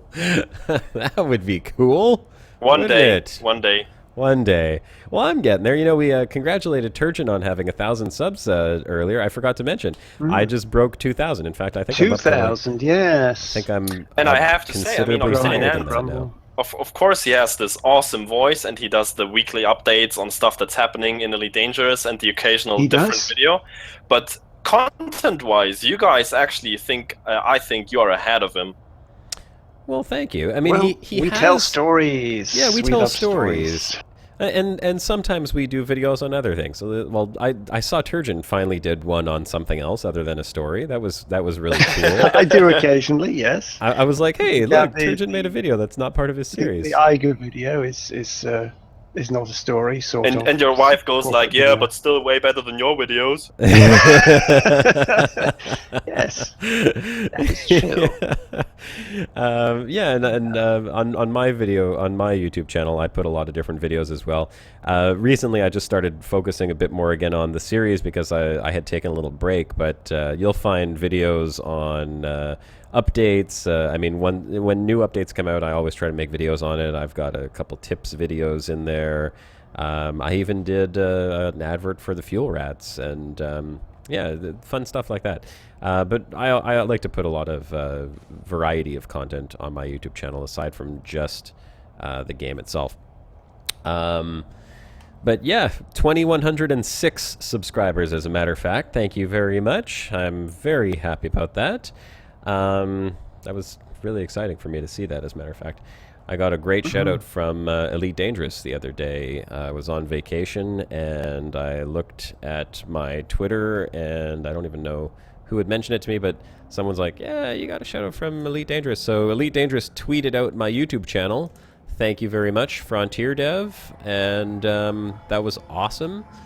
I got a bunch of subs from that, and introduced some new people to the Exploring the Milky Way Galaxy series, which is something I'm very happy about because I take a lot of pride in the work that I do. And Turgeon, I'm sure you feel the same way. You know, we like to know that people appreciate that. So leave your comments on the videos when you watch them and let us know what you think. We always read them. Yep. I read every single one, and I try to reply to 95% of them at least. Let's get back to the chat, see what else is on there. So, yeah, Chin, thank you very much. About next week's Sidewinder derby. I'm going to get back to that. I'm still a little further up in the chat. I'm just going through a few of the questions that were in here. You scroll down. Let's see. Chris QXR, for example, to the right of the opposing wavy lines, you see a W. Okay, so he was talking about the frequency still. Yeah, which is a fascinating theory. I had wondered if Drew behind all of that. Oh, you cut off there for a second, Turgeon. I frequently do. It's my crappy rural internet connection. Rural internet. Drew Statine. Do either of the other channels use a Rift or Vive? Shabuka has a few videos using the Rift. They're not. I wish I had one. It would make filming scenes a lot easier. But I don't know. I have an Oculus Rift, and I have done, well, a couple of videos, I think, with Elite and the Rift. And I have a couple other videos, my wife using the Rift, playing Dread Halls. Actually, that's a series, it's a sort of a side series that we want to start off called Shannon Plays. And I'm going to make her play all these scary-ass games, and you'll get to hear her scream on camera a whole bunch. Oh, hey, Matt's Galaxy just popped into the instance. That's cool. Hey, Matt. So yeah, the Shannon Plays series is just a separate thing. It's like a bit of a side project. I already have some extra footage for it as well. I just haven't had the time to upload it. Busy working on other things. But I do upload Rift videos for Elite, and there will be more in there in the future. What else we got here? Small octagons, medium octagons. We're talking about octagons. Thargoids friendly towards humans. Okay, so let's see if there's any other questions. The code reminds me of Elite Frontier Dash. Elite Frontier Dash. It's an old code. Then we may need the old game to translate it somehow. The dots below are like planetary systems from Frontier. Interesting. That's another theory to worthwhile investigating. Casper Duss says, let's just shoot them in the face, boss. Yeah, I think that was in response to my question as to how you'd like to receive Thargoids in the game. Shoot them in the face, boss, as Savi said. Shoot them in the face. You'd be doing the galaxy a favor. Frank G. Finster. I think it will be more like 2.4 with the stations, as we first need proper avatars, and they will be introduced. Okay, so someone was saying that maybe with the next update we'll be able to walk around stations. I think that was you that said that, Great Test. So Frank J. Finster is saying that he thinks that'll be further on. Septilibite. Possibly, yeah. Do you think the Thargoids will be fungoid-like, humanoid, or maybe reptilian? I don't know. They look insect. Got to be insects. They look yeah, insect-like. traditionally. Yeah. I think they cop a lot of flack if they. And insects a good species, a good race to go with as well. By the way, I'm just flying and letting my ship roam around here as I keep an eye out for POIs while I'm reading the chat. But no POIs have shown up yet. But I think insect-like is a great species because we tend to be disgusted or afraid of insect-like creatures. Reptilian can still look kind of cute. I mean, there are some cute lizards. Like, look at Geico. You know, the phone company? Geico, they have their little gecko lizard, the big eyes and it smiles and stuff. People are like, oh, it's such a cute little lizard. I love lizards. I have a lizard. You know, if you want to see what a cute lizard looks like, look up a Eurymastix, the friendliest looking lizards in the world. They're vegetarian. They always look like they're smiling. So yeah, I mean, like, reptilian can still look friendly. People won't necessarily want to go out and kill them. But if you have a insect-like species, people just naturally want to smash them because they look disgusting. You know, you can't tell when an insect is happy or when it's sad, so that makes it more threatening. And that's kind of a cool thing about insect-like species. You don't know if they're smiling or if they're scowling, if they want to rip your head off or if they want to give you a big ol' hug. So I think insect-like would be the best choice. Let's see. Oh, Turgeon's already been writing in chat. Way to go. Oh Turgeon. yes, busy. I just posted a picture in the bro bar. That's the species I want to have as an alien. Ah, The quokka. Yes, that has to be. The cutest animal on planet Earth. Grab that one, Josh. Yes. All right, that has to be there. I'll put that one up. What is that, a link? Yeah, I think I can just link it in the comments here. There. I just posted it in the comments. Or did that not work? Can I not even post links myself? Only Turgeon can. He has the power of the links. All right, I'll post that. Wait, there was something else in here. Where is it? No, you've got it there. You've got it. That's right. Yeah, fuel rat, says Paul. That's what fuel rats would look like. Definitely. Justin Ant and rock says, rats. Obsidian ant confirmed, part Thargoid. Yeah. Ant is great. That's... Well, it's ant. You see the clues in the name. Frontier put the ant. Obsidian ant, you see. Rick Deemer says, ant is great. I think that's like a motto that Obsidian Ant should have that on his YouTube channel as like a slogan. Ant is great. Everyone says ant is great. In Ant we trust.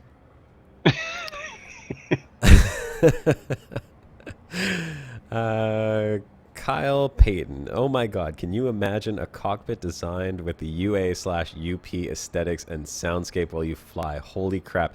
That's exactly what I was thinking. Holy crap, I would love to see an alien ship designed with that. I mean, I don't even care if you can read the instruments or not. It would just be awesome to have that type of aesthetic inside of a ship. Everything just completely different from the sharp angles that you get with the Federation and even the Empire ships. I mean, they're a little smoother, but, you know, it's still very human-like. I'd love to see something completely different. Very cool. The audio must be decoded. Yes, Bert Langestein, we do need to decode the audio, very much so, which we're not getting much of that done. But we only have around 13 minutes left of the broadcast anyhow. Oh, there's a POI just popped up, by the way. Hold on. We're going to take a break from chat and go investigate this POI. Why is it turning away from me? There it is. Lights on. Lights on. If you guys want to come down here and check this out. POI On my just way. popped up. I'm 20k away, though. Oh, you are. You'll get here quick enough. I'm just coming up on it right here. I'm going to get within its boundary, and then I'm going to go land in the circle. Alright. Going down to the ground, ladies and gentlemen. Let's go take a look at this POI, see what we've got here. And then we'll wrap up the chat after we finish checking this out. Who is it that I'm hearing typing with their very loud keyboard? Me. I have loud keyboard. Oh my goodness, your keyboard is so loud. Just letting you think that I'm busy. I'm not actually typing anything. I'm just doing that to make you think that I'm being busy. Deploy landing gear. Deploying landing gear. At least Astra's listening to you today. Oh, I know, right? Not like Astra. Astra, can you hear me? Astra. She never listens. She hates me. Which I hear that a lot when you're flying. Astra, can you hear me? All right. Maybe I should have that in some episodes of Decoding with Cass, just to echo your experience of that. Cass, can you hear me? Cass? Okay. Come on, I've done Cass. it once or Listen up, twice, Cass. but she's got legit reasons. She's got legit reasons usually. Okay, I will take Shabuka's advice Head? and dismiss my Oh. ship. Yes, it's a good thing to do. And let's see if we can figure out where this POI is. You can. Oh, by the way, you should dismiss it. Yeah, when you're directly underneath it, it's always fun, and then look directly. It's just good fun. There's... Oh, I think... Oh, that is Commander Grey Test that's showing up on radar. Doesn't help when I dismiss my ship, but there's like 3 other commander ships around. 1 second. It's okay. It's all good. I'm just trying to figure out if that's the POI or not, or if there's something else. Low gravity warning. Because I'm picking up multiple signals, but I can't tell. It's over there. Is it the one that's got like away from me. the 3 bars or 4 bars at the bottom of the radar? Is that it? No, at the top of the radar is what POIs you're are looking usually at. at the top. Yeah, Oh, it's the top of the radar. rocks and minerals are at the bottom. See how little I know. Well, you're too busy looking at the big things, because there's a lot to look at.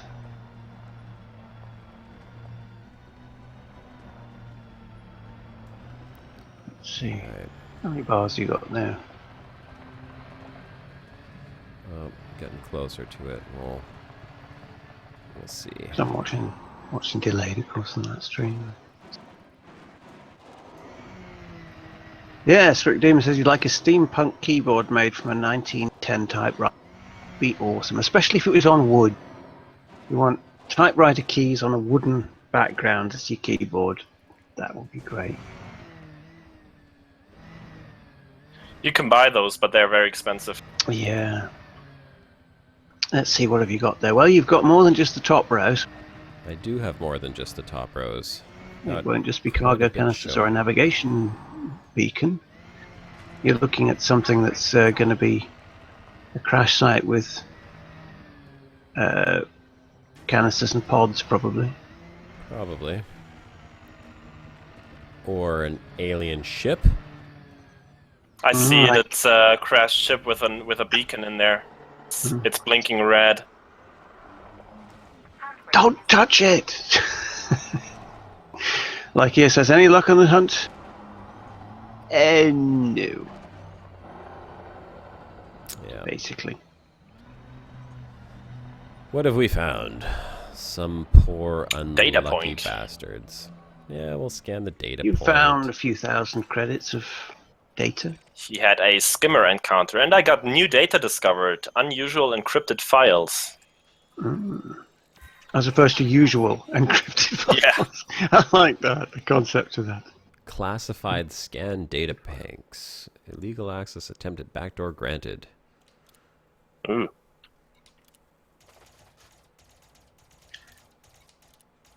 Oh, I have Yeah. yet to report this, but take a look. See this? Imperial Navy promotion to Viscount? Ooh, la-di-da, that means you're a biscuit. You see that right there? Right? Imperial Navy Yeah. promotion to Viscount. Now, let me show you my Empire rank. What does it say? Squire. Explain that one to me, should be a Frontier squire Dev. instead of this, yeah. how exactly does that work? Well, the notifications have been known to be glitchy, but I don't really know how that would happen. Maybe from your other account somehow over the log file or something. I don't know. That would be Well, interesting. if we've got a few minutes left, or are you going to hang on a bit because we've got Lee Wasilenko's just joined. What did I miss? What's the latest on the signal? He doesn't want to catch up on the 700 pages of forum posts, and I don't blame you. Yeah, I'm scrolling down through the last of the. Oh wow! See, I'm at messages saying bye to Shabuka, so that was quite some bad. Okay, let's scroll down. Interesting. Was a bit dodgy. Busy chat tonight.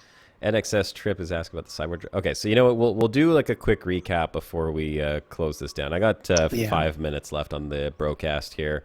I'm just going to quickly read the rest of the chat just to see if there's anything specific I want to. Oh, I found this gem through ObsidianNet when he did a shout out for Josh. Oh, okay, gotcha.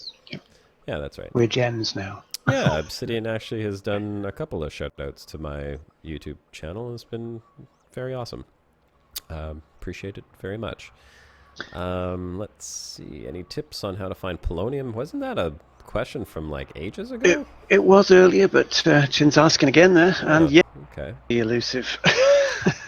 But all we can say is a search. Well, mainly on high metal content worlds, and I don't know. Does it matter looking in craters, Gray? I don't think. I haven't really had much Brooks difference. Said the relief would make a difference, yeah, but he didn't say which difference it actually made. Whether it just meant from up or down or what. Just from the rock rats experience from prospecting several months now, we cannot actually like point out any significant differences in either the materials that spawn out of a node or the spawn rate of the nodes themselves. Yeah, that's my gut feeling too. So essentially, it's the type of single factor, isn't it? Yeah. Sorry, Turgeon, you cut out again. Yeah, I do that a lot. Yeah, the type of planet or moon is the biggest single factor, and it's HMCs you're looking for, high metal content ones for polonium, really, isn't it? That's it. All right, and then we're down to Lee Wasilenko's message here, of course. So just joining in, what did I miss? What's the latest on the signal? Don't think I'll be catching up on all 700 plus pages on the forum post. Okay, so we'll do a quick recap and wrap up here before we end the broadcast. My ship's getting all bumped around and blasted and redded out. So, Lee, what did you miss? Well, we explored a few different theories as to what the unknown probe signal could have meant. We did not find any alien ships, unfortunately. This is very disorienting as I see my ship flipping upside down. We went and even checked out another planet in the Electra system because there was some hints as to the green words that Frontier used in the newsletter, saying a key in green maybe had some correlation to the green canyons on the planet in Electra. What else did we do? We hypothesized and theorized and scienced and geeked out and nerded all the information that we had. But we ultimately did not discover any new discoveries or make any breakthroughs or revelations on the unknown probe. However, we did have a lot of fun in trying to do that, and we've made a lot of new friends in the chat today, which is awesome. So just a quick recap for everyone who's joining in. Next Sunday at 3 p.m. Will be the start of this Brocast, of course, or next week's Brocast, from 3 to 6, and we're going to have a live event. We're going to do a Sidewinder Demolition Derby.